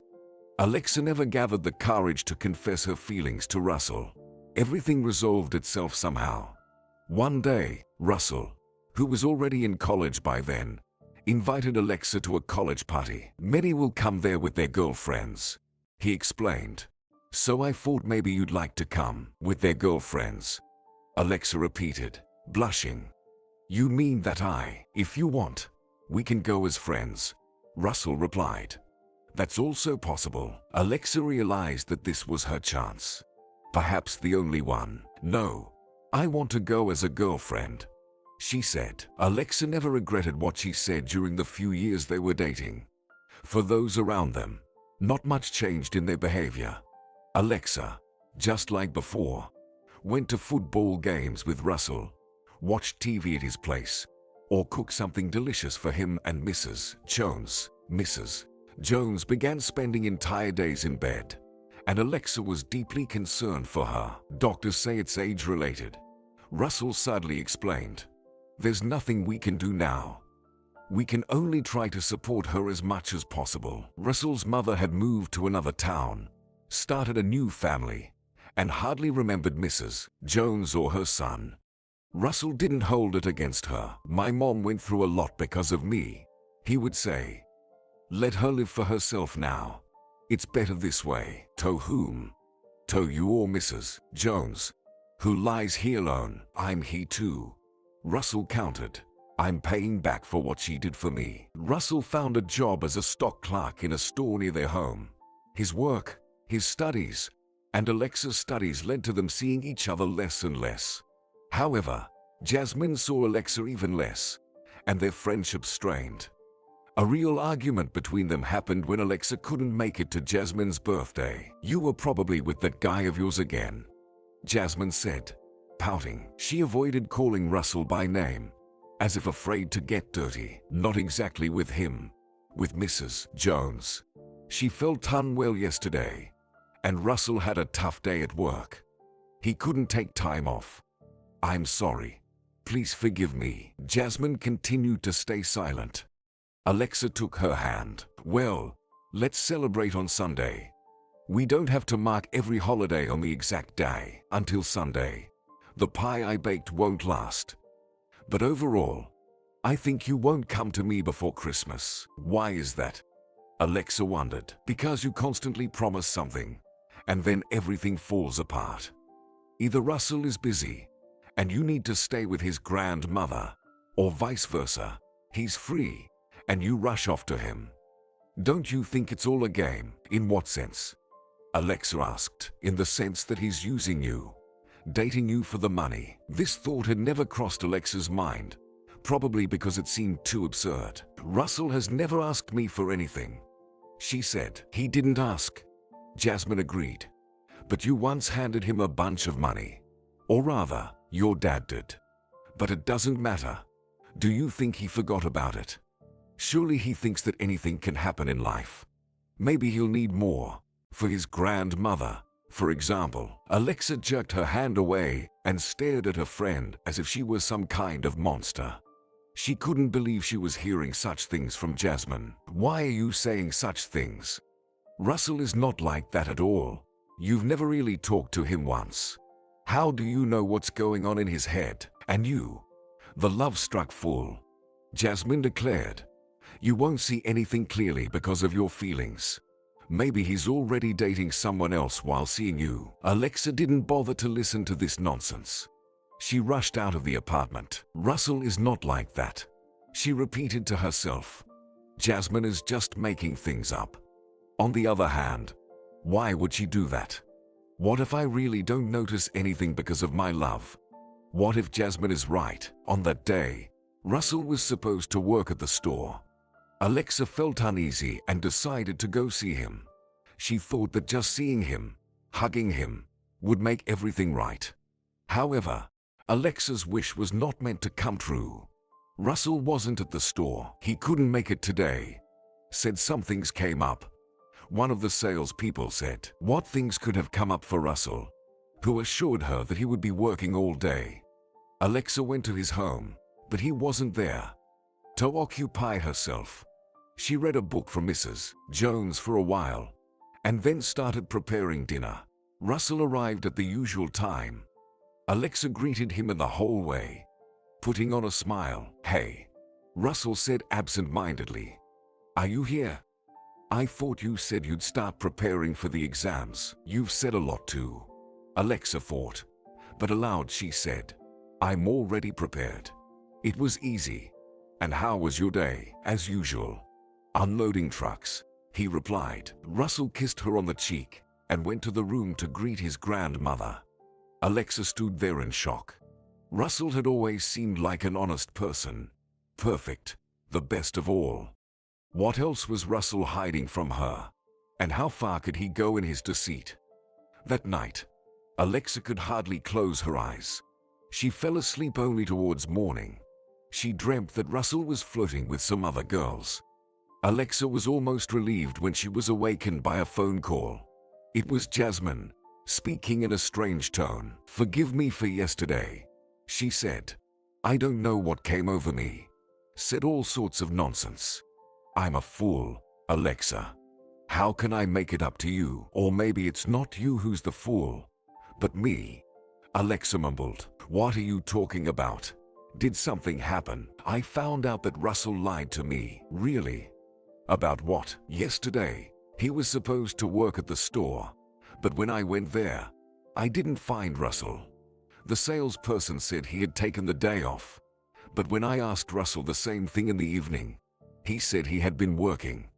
I can't figure out how to explain this." "That's quite a story," Jasmine said.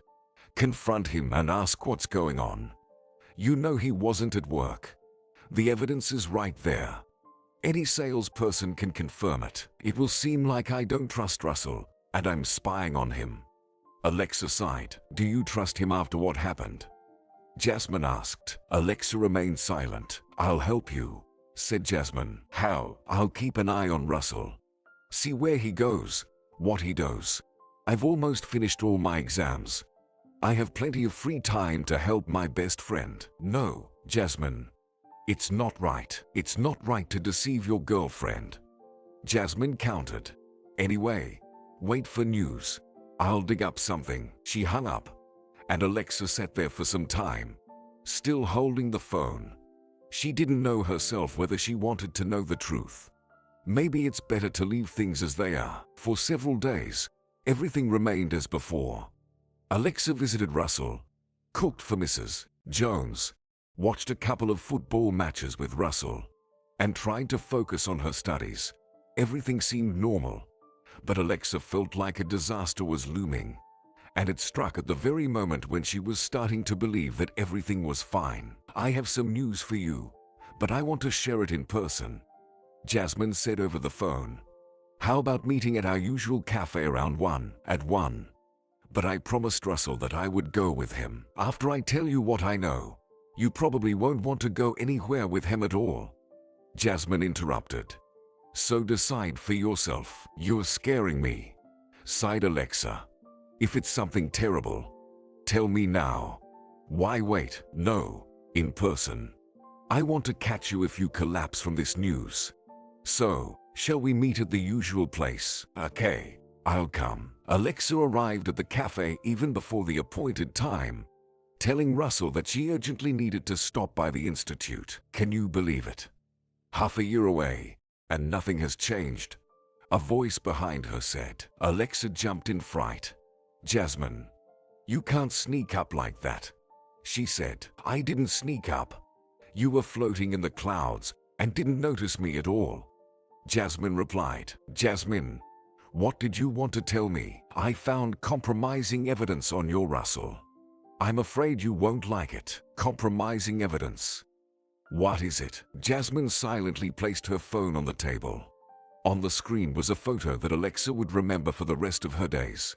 Russell was kissing some blonde on the waterfront. Another blonde, just like the one with her father back then. Alexa thought she hated blonde people. Many years later, she had the same thought when she woke up to someone mumbling and saw Russell's light head. They were arguing about something with Hugh, and it woke Alexa up. She says, "You better listen to her more." Hugh interrupted his friend. This Alexa can come up with anything. Women's fantasies. She was hit on the head. Who knows what kind of nonsense she can come up with, but someone hit her. Do you think she hit herself at home against a wardrobe and then crawled he to the dumpster? It's not my business to investigate. I'm not an investigator, Hugh said. And you are not either. Remember how she investigated everything herself? Came up with something and blamed you for everything. Can you keep it down? Alexa asked. My head is pounding. The men looked at her. Sure, Hugh said. I suggest we just forget about this whole story. Who hit whom is none of our business.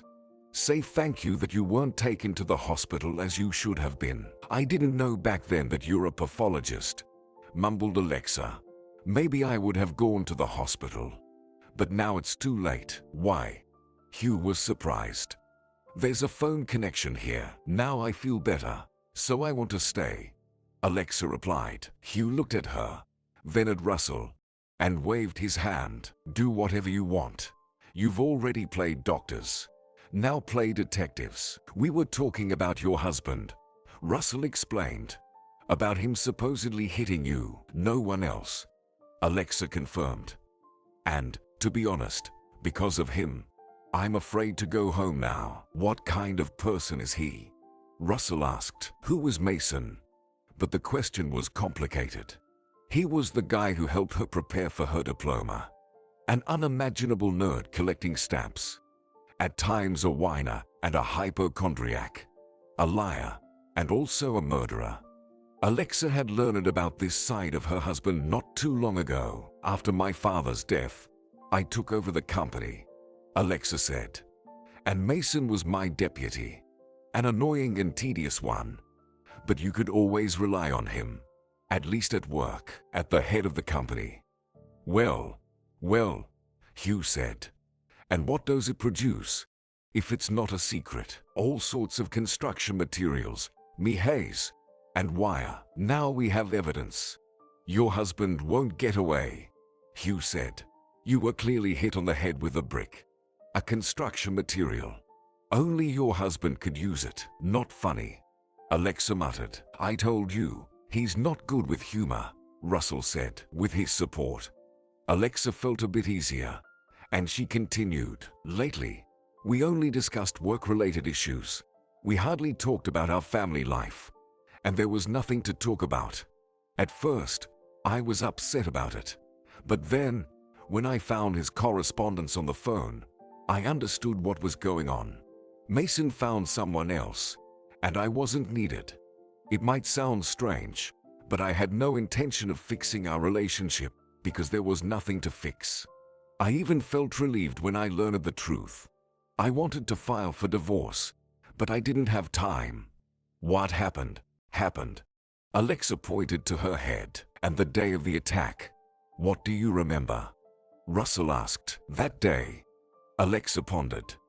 We were planning to celebrate Mason's birthday at the country house. A few years ago. We thought it would be nice to have a house somewhere away from the city. The city has grown a lot now. Even where I live, it's uncomfortable. That's the rich life, Hugh said. They find two-story cottages uncomfortable. Alexa sat up and exclaimed indignantly. I'm not to blame for being born in this house. Should I endure it? Sell the family home and go live in a shack. My father didn't steal his money. He earned it. His parents were teachers. All right. I'll go put the kettle on. You guys keep reminiscing about who, where, and at what time planned this crime. Alexa lay down again and stared at the ceiling. I decided not to spoil the celebration with relationship issues, she said. I thought we'd celebrate, and then I'd tell my husband about the divorce. Guests had been invited for a long time, and were there many guests? Russell asked. About 40 or 50 people. I don't exactly remember. A lot of people. Are you sure no one else could have done it? Russell asked. Who, for example? Alexa smiled. Mr. Cott, the accountant, got angry because I didn't accept his report. Someone among Russell's friends. Did Jasmine envy my new dress? Besides Mason, No one else comes to mind. He was the only one with a motive to kill me. Where was he when you left the house? I didn't keep an eye on him, Alexa said. It seems he went to the kitchen with his friends, but it's not certain. Or maybe he locked himself in the bathroom and was texting with her, with his lover. Well, not with his personal advisor, probably. Alexa grumbled. Russell, forgive me for this. I just can't think about my husband calmly. And what about Russell? Hugh asked, returning with the kettle and cups. Breakfast is coming up. To avoid answering his question, Alexa spoke quickly, and then I got fed up with everything, the music. Polite smiles. I wanted to escape. So I did. Went out to the garden. Worked to its farthest part to be alone. But you didn't manage to be alone. There. A killer was waiting for you, Hugh said. Yes. Alexa nodded. And the next person I saw was you, she said to Russell. I didn't expect our meeting to happen like this. Yeah, Russell sighed. I didn't expect it either. When parting ways with Russell at 19, Alexa had never planned to meet him again. She wanted to erase him from her life once and for all. Right, Jasmine would say when Alexa voiced her thoughts. Why do you need a liar? You should be with an honest, decent person. Where will I find someone like that? Alexa sighed. I feel like I won't be able to trust anyone now. Russell was the best. And even he wasn't. Jasmine said. You see what happened? Alexa saw. Why did she keep the photo of Russell kissing a blonde? She didn't understand herself. It was a kind of masochism. Alexa occasionally took it out of her diary, looked at it, and then hid it again. She did the right thing by breaking up with Russell. So why did it hurt so much? She didn't have the courage to talk to him and explain things properly. Their only phone conversation ended quickly. At least explain to me what's wrong, Russell pleaded. What did I do wrong? Don't you know yourself? No. Otherwise, I wouldn't be asking. You cheated on me, Alexa said. Cheated? When? And with whom? Can you explain that? Alexa couldn't and didn't want to. What was the point of discussing what happened when the evidence was right there in her hands? Alexa looked at the photo again, sighed, and put it away. You lie too much and hide things from me, she said. I have no idea since when, but it doesn't matter. I wish you happiness, and please don't deceive the other woman the same way you deceived me. She didn't listen to what else Russell had to say and hung up. A strange feeling, as if she had made a mistake, didn't leave Alexa. But where had she gone wrong? Russell had indeed lied to her when he said he worked in a store, although he wasn't there. Was it worth finding out the details, digging into this mess, and getting even deeper into it? Russell used to dislike the house where she lived. Too luxurious for me. As Russell used to say, he had been hit twice. Once he sat in the kitchen, looked around, and quickly left. He didn't seem to plan on coming back. The pomp and circumstance really weighed on him, but for the sake of meeting her father, he made an exception and came. Dinner that time was very uncomfortable. Mr. Helson was not thrilled with Alexa's boyfriend, although he tried to keep his emotions to himself. Russell couldn't wait to leave. That was the end of his visits. Alexa herself would go to him and Mrs. Jones. Now, after their official breakup, Russell started coming to her. He would just come and stand in front of the house. Alexa saw him from the window. She saw but tried to hide behind the curtains. She didn't understand what Russell wanted. To talk to her. Then why stand there in silence? Was he waiting for her to come out on her own? He could at least draw something. Jasmine said when Alexa told her about it. Draw what? Anything. A heart, for example. Or write Russell plus Alexa equals love. Or just forgive me. Everyone does that. Russell never does anything like everyone else, Alexa said. It's not his style. Well, then he doesn't love you. Forget about him, Jasmine said. It was summer, but Alexa hardly went anywhere to avoid accidentally running into Russell. Then, closer to the end of August, Russell himself stopped coming. Love has passed, Jasmine said. Alexa felt like she had lost something valuable. But can a liar and a cheater be considered valuable? School started, and it helped the girl to perk up a bit. Studies distracted her from personal problems, and then Mason transferred to their group. He wasn't handsome, of average height, and his physique was far from that of a superhero. But Alexa immediately noticed him, and how could she not when he arrived late for the very first lecture, burst into the auditorium, and plopped down on the nearest available seat next to her. Is this taken? Alexa shook her head and warned in a whisper, if you keep talking, they'll kick both of us out. The newcomer smiled and nodded, leaning over his notebook. Something pricked inside at the sight of that smile. It seemed like this guy couldn't possibly lie. Mason had studied in another city before but returned. His father got sick, and someone needed to take care of him. Besides, there was no one else to do it. Just don't fall in love with him, Jasmine warned when Alexa told her the story of Mason. Why should I immediately fall in love? Because you love such pitiable and miserable ones. Like others pity stray puppies. Alexa forgot that she herself had once been such a puppy. However, now there was nothing in Jasmine's appearance that reminded of her past. She learned to do makeup, worked part-time in a cafe, bought some clothes, and even switched from glasses to lenses. Most importantly, she became a platinum blonde, attracting the attention of many guys. I'm not going to fall in love with anyone, Alexa sighed. Russell was enough for me, but I don't think you plan to sit like a nun all your life. By the way, any news from your ex? Alexa shook her head. She didn't know whether to rejoice or cry that Russell finally disappeared.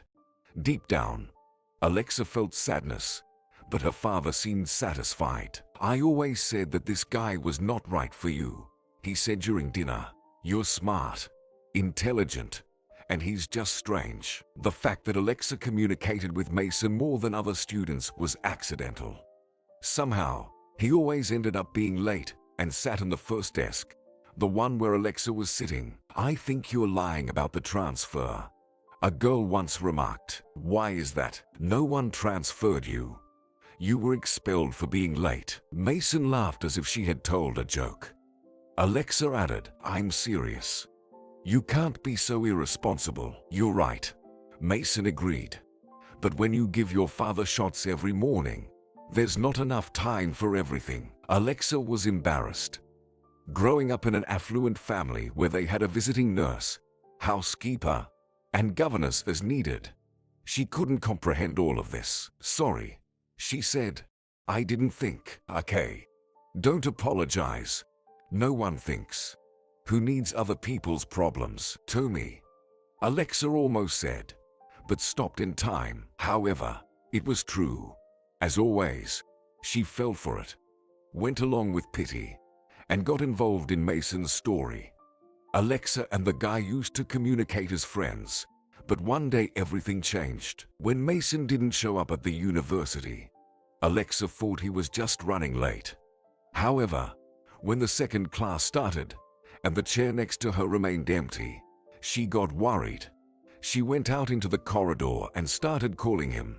He didn't answer immediately. Hello. His voice was dull. How are you? She asked anxiously. Are you sick? No. I'm healthy. Why didn't you come to class? Something with your father? Mason remained silent for a long time. Alexa understood everything. Really? Dad passed away last night. Alexa, I'm not in the mood for classes right now. I don't know what to do. I'll come to you right away, Alexa said. Give me the address. Why? No need, Alexa. I'll manage. Alexa herself didn't know what she was going to do and how she could help. She just understood that she couldn't leave her friend in trouble. In the end, her father found an agent who took care of all the funeral arrangements. At first, he quietly swore and said that his daughter found another loser.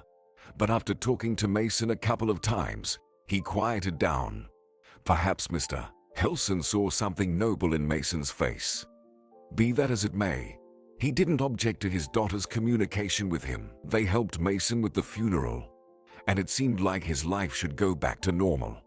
However, one day, he complained to Alexa that he was afraid to spend the night alone at home. They say that until a certain time, the soul roams around the apartment, and all that, he told her. Maybe it's nonsense, but yesterday it seemed to me that the dishes in the kitchen were clinking. Seemed, Alexa said, though without confidence. Strangely enough, a 20-year-old guy who was afraid to spend the night alone gained sympathy from Alexa. Mason remained alone not only in that apartment, but in the whole world. If you want, you can live with us for a while, Alexa offered. The guest room is always available. It's awkward somehow. Mason hesitated. And what will your father say? Her father supported her daughter's proposal. He sympathized with Mason. Alexa couldn't confidently say that she loved Mason. Yes, she got used to him. Mason turned out to be a good friend and came to help when needed. But could this feeling be called love? Most likely, no. Will you marry me? Mason asked, putting on his formal suit and bringing a huge bouquet of red roses. I do. Alexa nodded. Something told her that the answer was wrong. However, it was already impossible to take back her response. Mason smiled at her with a joyful smile and nodded. Thank you. You'll see. We'll definitely be happy. Alexa doubted that. After Alexa told her story to her saviors, they hastily left. Russell said he had to go to work, and Hugh didn't even bother to explain. Alexa suspected they just wanted to discuss what they heard among themselves. Their place was quickly taken by a caretaker. Alexa couldn't imagine that she would be very pleased with her arrival. Hello, Mrs. Gooding. She smiled. I didn't think you would come again. Why? Well, working in such a company is probably not pleasant. There are all sorts of oddities here in these times. Who isn't strange? Philosophically remarked the caregiver. I've got news to these two, especially to that doctor who treats the dead. Don't talk like that, Alexa requested. He examines me too, so it feels awkward. All right, won't do that.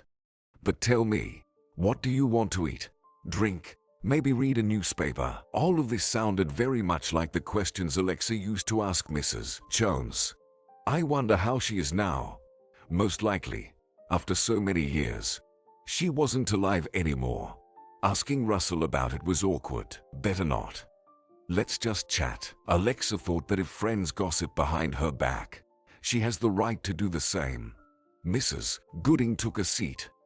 Alexa wondered what to ask first. Mrs. Gooding, do you happen to know what's going on with Russell's grandmother now? Is she still alive? What grandmother? There was no grandmother here. Only he is live here for now. Only he. So, Mrs. Jones is no longer alive. Alexa felt guilt and tightly gripped the blanket. She hadn't even said goodbye to her, although she had always been a kind friend. And who, in this case, was the traitor? Russell or Alexa herself? For now. What does that mean? Alexa asked. His fiancée, Sue, lives in the city. Doesn't want to move here. They'll figure out where to live after they get married. For now, they live separately. Fiancé? Alexa asked in confusion. And Russell told me that he... What did Russell say? That he's not married. And that's pure truth. Alexa didn't think about the fiancé. How foolish. Mrs. Gooding looked at her and asked, and who is he to you? A friend, or just a friend? Alexa said. We've known each other since school. Oh, I see. The caregiver smirked. If there was anything between us, it's long in the past. Alexa muttered. I don't care. You'll have to explain that to Sue if she comes here. She's the one who's the scoundrel. Why is she a scoundrel? Alexa asked. But the caregiver didn't have a chance to answer. The front door creaked, and Mrs. Gooding said, Oh, here she comes. Alexa looked at the girl. So, this is Russell's chosen one. Dark-haired, tall, with brightly painted lips. Has Russell's taste really deteriorated?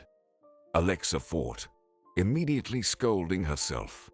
Why do I even care? There was a pause in their conversation, and the guest remained silent too. Then she placed a hefty bag on the chair and asked discontentedly, "What's going on here? Wish you a good day too," Mrs. Gooding said. Alexa didn't know what to say. Sue was staring right at her. "Hello," Alexa finally said. "Who are you?" Sue rudely asked. "And why are you lounging around here?" "Easy, easy," Mrs. Gooding said. "She's sick." "Sick? So you're a doctor?" Sue looked around the room, noticed the cups on the table and the teapot, then stared at Alexa's dress, hanging right there on the chair. "Where did she come from?" "Russell found her somewhere," Mrs. Gooding said. "Now he's taking care of her." Judging by the expression on the newcomer's face, she was ready to either scream or choke with anger. The woman looked at them and left the room, slamming the door. "What will happen now?" Mrs. Gooding said, shaking her head. "I hope she'll dump our Russell." "You hope? Why?" "Because that Sue is a witch." "And what do you know about her?" Alexa asked. "What do I know? Everything. She lived nearby. Her mother worked as a cook in a diner at the station. No one knew her father, and Sue always had an attitude. When she moved to the city, she became even more stuck up." "And what did Russell find in her?" Alexa muttered. "That's the question." Mrs. Gooding agreed. "But now he found you, and everything can change, right?" "Oh, come on," Alexa mumbled. However, these words somehow lightened Alexa's mood. Mrs. Gooding had long gone, but Russell still hadn't arrived. Is it normal to be so late? Or is he apologizing to Sue? At times, Alexa dozed off, but she would jolt awake, fearing to miss Russell's arrival. He came in the twilight. Weary, he sat down and looked at Alexa. "Hey, how was your day?" "Are you asking me that?" she nervously asked. "Who else? We're the only ones here." "Fine," Alexa said, "except for the fact that your fiancé was here." "I think you already know about that." "I know," Russell sighed. "She called. Did you collect scrap metal at the landfill for her sake?" "I wanted to have a more luxurious wedding and save something for an apartment in the city. I have savings, but it's not enough. Although I wouldn't say that the landfill made me rich." "Why didn't you say anything about Sue?" "There wasn't a reason. I, for example, told everything about Mason," Alexa said. "I would have told you about Sue too if she had tried to kill me." "Very funny." "Okay, I'll tell you. I didn't want to mention her so that a third wheel wouldn't appear in our conversations." "And what does that mean?" Alexa asked. Russell didn't answer, then added thoughtfully, "Although a third one appeared a long time ago. Your husband. Maybe then we should count the girl you cheated on me with." "What girl?" Russell asked. "Oh, I get it. You're remembering some mythical cheating you made up years ago. By the way, I never understood what that was all about." "You don't have to deny it. I saw a photo of you kissing." "Then show it to me." "I can't. It's at home." Before Russell could respond, the door opened again, and Hugh walked in, very pleased, with a paper in his hand. "I have news for you," he said. "I don't know if it's good or bad, but something is definitely happening." Hugh handed a sheet to his friend, and Alexa sat on the couch, asking, "What's there?" "Orientation," Hugh replied. "Someone is looking for you. It says relatives and close ones." Russell uttered, "It's Mason." Alexa muttered, looking anxiously out the window. For some reason, she felt that her husband would come here. The man she trusted, who eventually decided to kill her. "Do you have any other relatives?" Hugh inquired. "No. My father passed away, and only Mason is left." "Mrs. Jones died," Russell whispered softly, "a couple of months after you left." "I'm sorry," Alexa whispered. "For what?" "You're not to blame for that. Maybe she was upset because of me." "And she wasn't upset. I told her you went for an internship to another city." "Why didn't you tell her the truth?" "What truth?" "That we broke up. Back then, I didn't want to believe it. Hoped you would come back." Alexa was silent. She continued to feel guilty and almost forgot about her husband. "What should we do?" Hugh asked, Handing Alexa the flyer, she looked at her photo, one of the most unsuccessful ones, where her hair was disheveled by the wind, and grimaced. He couldn't even choose a decent shot. "Are you going to report it to the police or not?" Hugh asked. "To bring her back home." "And what has this guy gonna do to her?" Russell asked. "No, I won't do that." "But you're not solving anything here," Hugh replied. "She's not a child. She should decide everything herself." "Right, Alexa." She was silent. Going back home was frightening. Staying here, especially after learning about Russell's fiancée, was impossible. "I don't know," Alexa said. "Can I think about it for a few days? At least?" The men exchanged glances. Russell confidently said, "Well, of course, stay as long as you need, until you feel better." Hugh added, "But you can't stay here forever. You understand that?" "I understand," Alexa sighed. "I won't stay." "Don't worry." Russell wanted to say something else but remained silent. A week later, Alexa felt much better. The headache hadn't completely gone away, but she could move around the house without the help of the caregiver. As she bid farewell to Mrs. Gooding for the last time, the caregiver winked. "Good luck to you too, Mrs. Gooding. Thank you for everything." Alexa felt silly putting on the evening dress again, but she had no other clothes. "Are you going back?" Russell asked. Alexa nodded. "And what's next? Will you wait for your husband to finish you off?" "I will get a divorce." Russell pondered and began pacing around the room. Hugh, sitting nearby with a cup of tea, asked, "Why are we so concerned?" "We need to put this Mason in prison. And that's it." "Easier said than done," Alexa said. "How will I prove to the police that he attacked me?" "Interesting question." "Russell, what do you think?" Russell remained silent. Then Hugh shared his assumption. "I think we should give this Mason a second chance." "A second chance?" Alexa objected. "So, I should forgive him for everything and live happily ever after with him. Although I doubt it will be ever after everything that happened. And happy as well. If him just come near," Russell added, "I'll strangle him." "I like your attitude," Hugh said. "That's exactly what we need." "Explain what you mean," Alexa demanded. "I just mean that Mason should make another attempt. Not in the sense of trying to become a faithful and loving husband, but trying to kill you." Russell looked at him as if unsure whether his friend was joking or being serious, then said, "I'll kill you myself for such ideas." "Let me finish."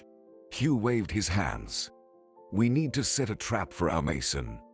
Give him a chance to fulfill his dream of becoming a murderer. And when he falls into it, we catch him and—" "What if it doesn't work and Alexa gets hurt?" "Did you think about that?" Russell asked. "It should work. You just wanted to strangle him yourself a moment ago. You'll tie him up and turn him over to the police." "Are you suggesting creating conditions where Mason can conveniently attack, orchestrating the perfect moment?" Alexa asked. "Exactly. We need to create a situation where the murderer would feel like a fool if he doesn't take the chance." "I think he was already a fool back at the party," Alexa sighed. "Attacking me in the garden when there were plenty of people in the house nearby. Maybe your husband was sure someone would confirm his alibi. You said there were many friends at the party. Mason could have confided in someone and asked for help," Russell suggested. "Then his friends are even dumber than he is," Hugh said. "Getting involved in such a thing. Would you cover for me if I asked you to deal with a corpse?" "Hardly. Unlike you, I didn't study to be a forensic pathologist." Alexa unexpectedly burst into laughter as she looked at them. "I never thought I would say this, but I don't want to go home, honestly. I've got news to this place. To you. Yes, Hugh, to you too, even though you're quite a bore." "I'm deeply flattered," Hugh smirked. "So, stay," Russell said. Alexa looked at him, not sure if he was joking or serious. "Unfortunately, it's impossible. You have Sue. Let's finish this business and figure out what to do. Right now, the most important thing is to get rid of this maniac," Hugh said. Deep down, Alexa didn't agree with him. Suddenly, She realized that she might be seeing all of this for the last time. The old house glittered with miscellaneous items, the table, and these people who cared for her, sitting by her side at night. Mason, against this backdrop, seemed not like a person but a pitiful imitation. And her luxurious home felt empty and cold, just like her entire life. Afraid of bursting into tears, Alexa waved at them and walked out the door. Russell shouted after her, "Call me when you're home." Home. Alexa felt like she was leaving her native nest rather than returning after a long absence. She decided to take a taxi to the city. Although Russell offered to drive her on the way, she thought, it's a pity they haven't invented a time machine yet. How I wish to go back in time and make the right choice. To make sure I don't have both Mason and this Sue in my life. Alexa got out of the taxi near her house and watched it drive away for a while. Pressing the doorbell, she felt confident and empowered for the first time in a long while. She was ready for whatever fate had in store for her and had no intention of losing. "Alexa, is that you? Where have you been all this time? I've been looking for you everywhere." Mason appeared disheveled, as if he had just gotten out of bed. She was unpleasantly surprised to find her husband at home. Alexa expected the maid to open the door so she could inquire about everything from the housekeeper and find out what happened during her absence, even though that reason wasn't genuine. In reality, Alexa just didn't want to see her husband. She was delaying the moment of their reunion, unaware of it herself. "Why are you home?" she asked. "Why am I home?" "Alexa, is that all you want to ask? Seriously?" Mason sounded hurt, even though their relationship was cold. He clearly didn't expect this. "I mean, why aren't you at work?" Alexa said. "Usually, you're already in the office at this time. Today is Sunday," her husband said, looking at her strangely. Alexa felt embarrassed. The conversation was unfolding strangely, not as she had planned. "Where have you been?" Mason asked. "I contacted the police, called all the hospitals and morgues. Something terrible happened to me." "Look," Alexa said, turning her back to him and pointing to her head. "Right here." She waited for a couple of moments and turned around, wanting to see the impression her wound had on her husband. Apparently, it was strong because his face changed, becoming very pale, as if he saw a ghost. Alexa thought. And in a way, it's true. Mason actually thought I was dead. Most likely, he himself took me to the landfill. Maybe friends helped him. "What is this?" Mason asked with a trembling voice. "Alexa, who did this? Where have you been?" "I don't know who did it. Good people helped me. They found me somewhere on the street, brought me home, and care about me." "Good people? What about me? Why didn't you let me know where you were?" "I didn't have my phone, and I don't remember your number by heart." "Alexa, that's not an explanation," Mason said. "Can you imagine what I've been through during this time? You could have called the office. The number is always available. Send someone to our home, at least." "I'm sorry," Alexa said. "I felt very unwell. Couldn't think straight." "Forgive me," Mason sighed. "I overreacted. I was just so worried. You can't even imagine." Of course, he was worried, Alexa thought. Probably every day, he expected the police to knock on his door. Slept poorly. Conscience always bothers criminals. Mason embraced her shoulders and led her into the house. "Clara," he shouted upon entering the hall. "Put the kettle on quickly. The lady of the house is back." The housekeeper peeked out from the kitchen, gasped, and immediately disappeared. The word "lady of the house" made Alexa shudder, especially with the condescending tone it was uttered. Once, many years ago, Mason entered here as a humble guy, shy under the scrutinizing gaze of her father. How things had changed. "Make yourself comfortable," Mason said, guiding her to the sofa. "Or perhaps you'd like to lie down. Shall I take you to the room?" "I'll manage on my own. Don't worry. I am a bit tired though. You go ahead and have breakfast." Alexa quickened her pace, eager to escape from her husband. She entered her room, closed the door, and breathed a sigh of relief. She was safe, at least for now. On the nightstand lay a phone. Someone had left it here. Alexa vaguely remembered not taking it with her, leaving it in a drawer of the table there, in the country house. She picked it up and was surprised to find it charged. Was Mason waiting for a call on her number? Or was the maniac rummaging through her photos? Alexa dialed Russell's number. She had memorized it just in case. "Hello, it's me," she whispered into the receiver. "I'm home. And for now, everything is fine. Everything will be fine, I promise," Russell replied in a whisper. "Why are you whispering too?" Alexa chuckled. "Who's going to eavesdrop on you?" she asked, and regretted it because Sue could be next to Russell. "I'm taking a cue from you," he replied. "How's Mason doing?"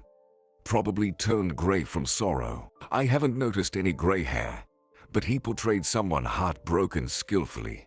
Even I would have believed it. He's a good actor, you know." "Hugh was right," Russell said. "I really could lose control. We need to be more careful. I wouldn't want to end up in jail because of some scumbag." Alexa remained silent, unsure of what to say. Russell continued, "I'll go crazy not knowing what happened to you. What if he puts something in your food? I'll pretend to have a poor appetite." Alexa said. "Hugh and I came up with something," Russell said. "Well, about how to make your husband reveal his true colors." "And what's that?" Alexa asked. "You have to arrange another out-of-town celebration. But this time, a purely family one. Just you and him. No guests." "I find even the thought of it repulsive," Alexa said. "Pretending to be a loving couple when both Mason and I know it's not true." "I can imagine," Russell muttered. "You can't. You're not familiar with my husband, but I've heard enough. That'll do. Pretend to be scared by the previous attack. Say you want to spend a few days away from the city. And, most importantly, no one should know about it." "But why? What's the point in that? If your husband thinks that no one knows about your weekend together, he might relax and try to attack you again. I saw this place on the map. There are few houses around. No witnesses." "Well, okay, I agree. Where will you be?" Alexa sighed. "Hugh and I," Russell said, "will be nearby. We'll survey the area in advance. Figure out the best way to keep an eye on you." "I'm scared," Alexa admitted. "Now, just imagining those places. It's frightening even to go there." "Everything will be fine. Trust me." And Alexa believed. After all, if she couldn't trust him, there would be no one left in the world she could rely on. Jasmine came closer to lunchtime on the same day. "I was in such a hurry to see you that I ran away from work," she told Alexa. "And you disappeared first, goodness knows where, and now you've shown up without even letting anyone know. What's going on? I can't understand." Jasmine pecked Alexa on the cheek and stepped back. Alexa looked at her friend with slight surprise, not fully recognizing the person in front of her. Jasmine had dyed her hair red, got a bob haircut, and even applied makeup differently. In just a few days of not seeing each other, there were such changes in appearance. "So, you're doing eyeliner now?" Alexa asked. "Yes. And I bought different perfume. Can you smell it? Treated myself with my paycheck." "Well, spill it. Where were you?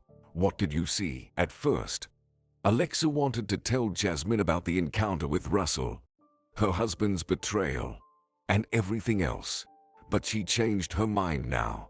Jasmine looked too radiant and cheerful to involve her in family troubles. "It's a long story.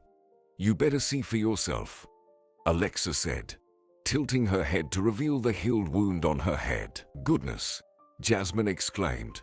"Who did this to you?" "I don't know. It happened at the party.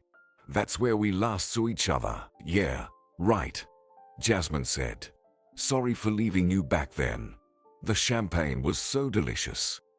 If it weren't for me, the person who did this could have attacked you too," Alexa said. "So don't blame yourself. What kind of bodyguard are you still?" Jasmine sighed and changed the subject. Who saved you? Can I shake hands with these heroes? It's probably better not to, Alexa said. I've already become a burden to them. I'll send them a money transfer. Let them treat themselves. Okay, Jasmine said. I won't bother you then. Let's talk about something light. I ran into Zoe the other day. Remember our classmate? Imagine, she's so chubby now, pushing a double stroller. I would never have thought. Alexa pretended to listen, nodded, but her mind was elsewhere. She was thinking about Russell and imagining that he was probably doing the same about her. She only went downstairs for dinner. Then, seeing her husband at the table, she suddenly wondered why this man was sitting in the place her father used to occupy. Were her father and Mason equals? Alexa's father had earned everything through hard work, built the house, raised his daughter alone. And what had Mason done? Found a wealthy bride. Did he ever love her? Alexa sat down at the table and smiled. Mason looked at her questioningly. Well, did you have a good rest? Feeling better? You know, I think we should still call a doctor. Let him check if everything is okay with you. I don't need a doctor, Alexa said. Then who? Mason asked. You know, in the place where I was all this time, there was such chaos. Nice people, but annoying. The wife constantly quarreled with the husband. Kids were screaming. How did you endure it? Mason asked. What else could I do? But it doesn't matter now.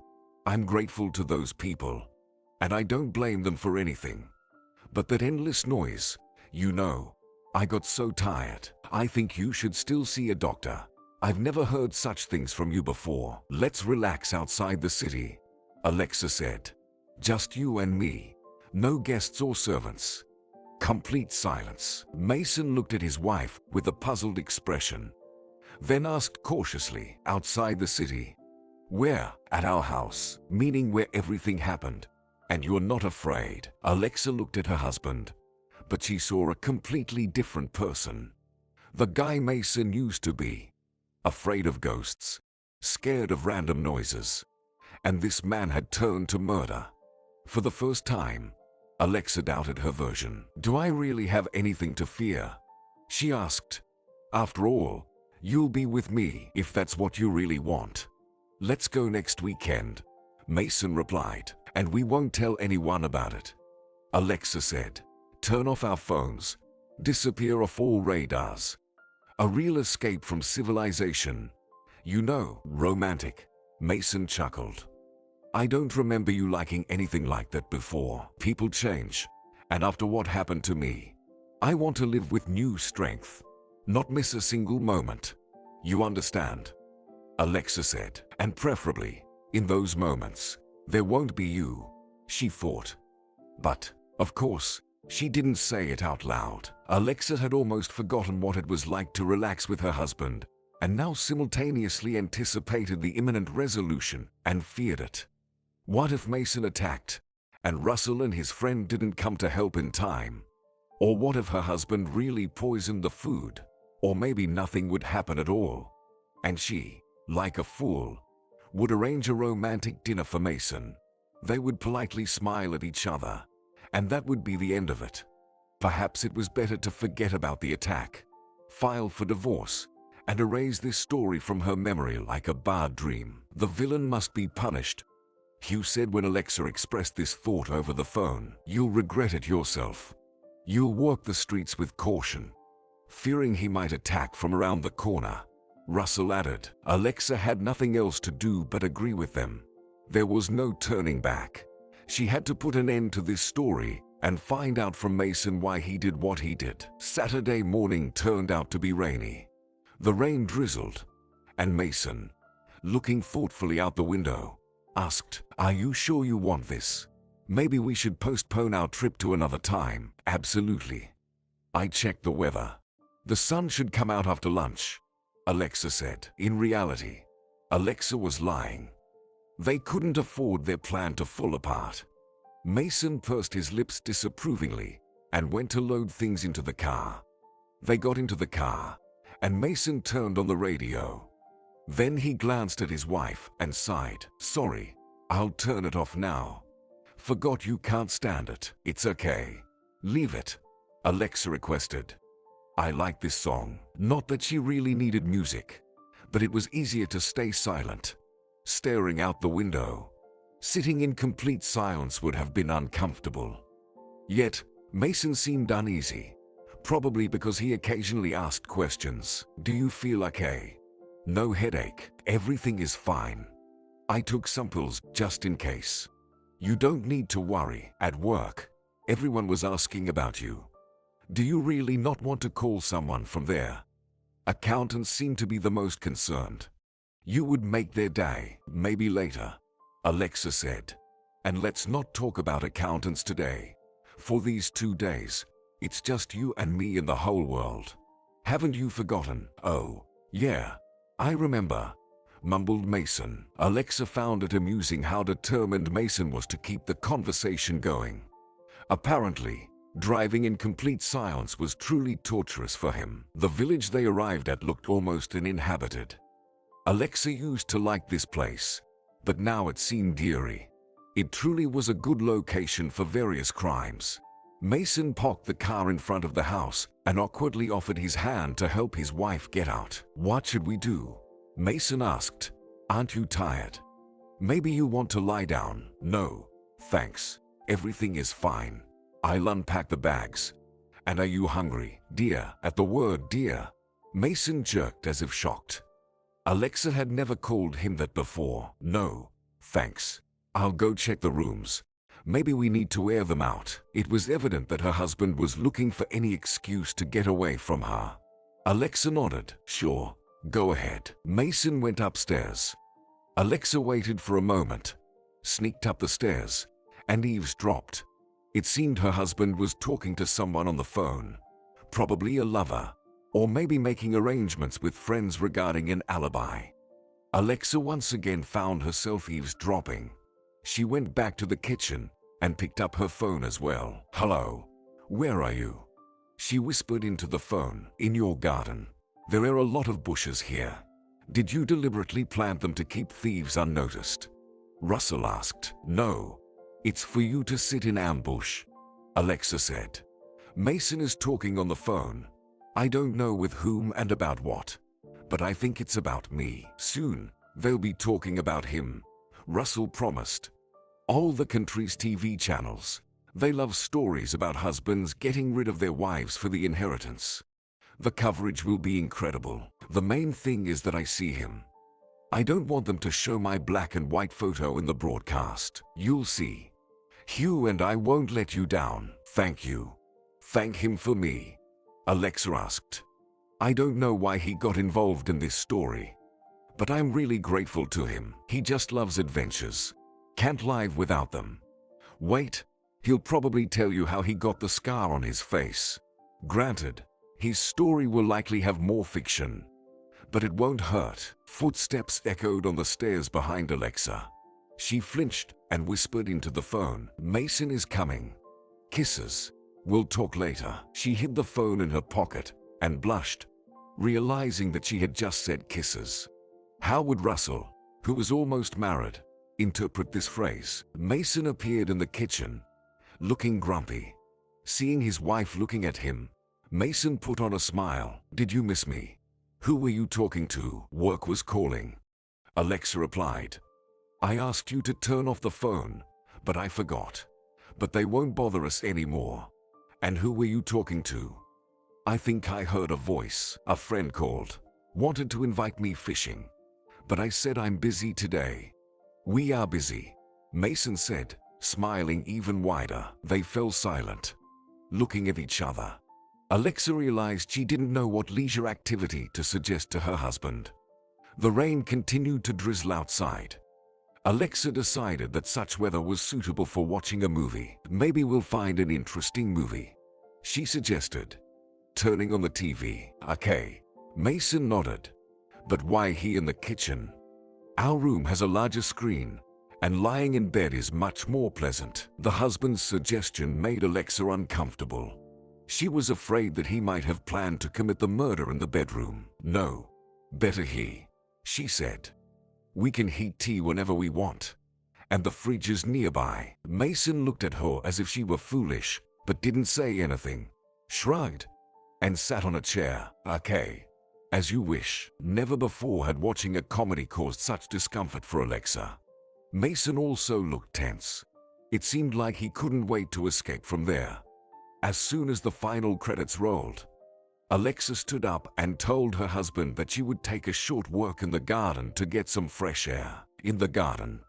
After what happened last time, Mason was astonished. Well, there's no maniac hiding behind every corner here. Maybe I should accompany you. Mason got up from his chair. Or let's just open the window. I'll just take a look for about 10 minutes to see what has changed since I've been away. Have the flowers I planted bloomed? Alexa felt like she was talking nonsense. Surely, her husband must think she had become mentally disturbed after the attack. Let him think what he wants. Alexa went into the garden and breathed in the cool air. It really felt lighter on her soul. She looked towards the bushes and smiled, imagining that her friends were somewhere there. Alexa strolled along the path at a leisurely pace. Come on, Mason, do it. She thought. Finally. Show your true colors. Alexa stepped off the path and ventured into the shade of the trees. She was expecting an attack from behind, but it still turned out to be too unexpected. Alexa recoiled to the side, feeling some movement, and immediately heard a scream. Let go. Let me go. How dare you? The voice was very familiar, but it didn't belong to Mason. Jasmine. Alexa turned around, saw her friend, and was left speechless. Jasmine looked as usual, and at the same time, she seemed completely unrecognizable. Dark pants and a shirt, hair pulled back in a ponytail. Almost no makeup on her face, twisted in anger. She was desperately trying to break free in Alexa's direction. But Russell was holding her tightly. Strong one, he said. It takes a whole squad to hold her back. What's going on? Alexa asked. Jasmine, how did you get here? The answer came from Hugh. He carefully circled her from the side, kicked a stick out of the way, and she was the killer. This beauty wanted to kill you, not the husband. Judging by the expression on your face, you know her well. Who is she? Her friend, Russell replied. I remembered her. She used to follow Alexa around. Jasmine was trying to break free. Stop wriggling, Hugh said. I captured it all. What did you capture? Alexa asked. Her attack. She was also lurking for you here, just under the trees. That's why we didn't notice her right away. Everyone was watching the house, waiting for your husband. And then, out of nowhere, she appeared from the bushes. I immediately turned on the camera, and Russell was right behind her. We barely made it. What happened was not making sense in Alexa's head. She trembled with horror. Russell hugged her and whispered, Forgive me, please. I almost came late. I can't believe it. Alexa said. Jasmine, why did you do this? What do you hate me for? Jasmine cast a furious glance at her and asked, And what is there to love about you? We were always best friends, helping each other. Alexa replied. Jasmine burst into laughter. Friends, helping. A rich girl befriending a school outcast. When did that ever happen? You just liked feeling good. Like that I owed you. That I followed you around like a dog. I never thought that way. I truly loved you almost like a sister. The cruel expression didn't disappear from Jasmine's gaze. Fine. Let it be. You didn't believe in our friendship. But to kill me, for what? You could have just cut ties with me. Stop communicating. Alexa said. Why did I want to kill you? Jasmine asked again. Because you've been enjoying life for too long. It's time to make room for someone else. Don't you think so? I don't understand. Alexa whispered. Well, I think I understand, Russell said. Look, here comes your husband. He'll explain everything now. Mason was indeed running towards them, looking frightened. Alexa, Jasmine, what's happening? Who are these people? Jasmine asked. You said you would be alone here. Who are these guys? Mason looked at the unfamiliar men with amazement. Hugh asked Alexa. He said, "Now do you understand?" Alexa, to be honest, not entirely. This redhead is your husband's mistress. He didn't tell anyone about your little vacation except her, and together they decided to kill you. What are you talking about? Mason objected. I didn't plan to kill anyone. Especially not my Alexa. Didn't plan or didn't succeed last time. Russell asked, what other time? Are you talking about the holiday? Some maniac attacked. What does it have to do with me? Alexa couldn't take her eyes off her husband. He wasn't lying. There was no doubt about that. Alexa could always sense the lie of fame. But if he wasn't the killer, then, Jasmine, was it also you last time? Alexa asked. Guess from 3 tries. But why? It wasn't fair that everything came to you alone. This house, then a great guy, and I struggled for everything in my life. First, I grew up in poverty, watching the parties my mother threw with prospective suitors. Then worked as a waitress after school. While you hung out with this, Jasmine threw a spiteful glance at Russell. Now, I'm working as a secretary, and you live in luxury. So, since your husband and I love each other, why shouldn't I take everything else? Took Mason. We'll take the house. But first, I needed to get rid of you. Alexa looked at her and couldn't find words. Then she buried her face in Russell's shoulder and asked, take me away from here. I can't look at them. Russell nodded and led her back to the house. Hugh shouted after them, don't forget to call the police. Mason ran alongside Alexa, repeating the same thing. We almost had nothing. Don't believe her. Met a couple of times. Just a fling. She's making it all up. Alexa, can't you see? Russell showed him a fist, and Mason stepped back, muttering something like, forgive me. Russell sat Alexa on a chair, handed her a glass of water, and started calling the police. They'll be here soon. Are you feeling okay? If you and Hugh hadn't arrived in time, I would have felt much worse. But now I'm okay. Almost. The police arrived quickly. Alexa answered some questions, then promised to come to the station the next day. When everyone left, it was already late evening. Hugh had also disappeared into the evening twilight, leaving the friends alone. They sat on a small couch and looked out the window. Alexa rested her head on Russell's shoulder and whispered, it's hard to believe that everything turned out this way. That for many years, I lived amidst lies, without a friend, without a husband. The main thing is that it's over, Russell said. Something new will form somehow. What will form now? My life is in ruins. And you weren't there. But it's my fault. Before, you said it was my fault. How did I betray you? Maybe you'll tell me about that photograph. Okay, I'll show you now. Alexa took her phone and showed Russell the photo. See, I keep this picture on my phone, revisiting it from time to time, like a masochist. Do you recognize who's in it? Russell looked stunned at the photo, then shook his head. Don't know the blonde. And the guy, it looks like me, and not me at the same time. I've never had such a shirt. Where did this photo come from? Jasmine showed it. She caught you together. Alexa fell silent. The terrible truth was reaching her too slowly. Was this photo also a forgery? Did Jasmine deliberately give it to me to create a rift between us? Russell remained silent, slightly zoomed in on the photo, then pointed to something with his finger. Look, there's even a seam between the collar and my head. Photoshop, and not a very good one. I believed her, Alexa whispered, tossing the phone aside. I believed her, not you. How foolish I was. Forget it. I was foolish too. Instead of demanding an explanation from you, I gave up and tried to forget. But I couldn't forget. Judging by what you knew about my husband's name, they wrote about your wedding in the local newspaper. Russell replied, embarrassed. I accidentally came across it. Got drunk that day. Then I got a reprimand at work. Alexa sighed and wiped away tears. It's a pity that the truth has come out too late. Now nothing can be fixed. Why not? You'll marry Sue, and I. By the way, when is your wedding?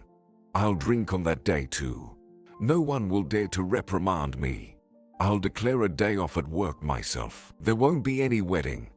Russell waved his hand. How can there be no wedding? I cancelled it. Sue argued a bit, but soon gave in, realizing that I'm quite the cheater.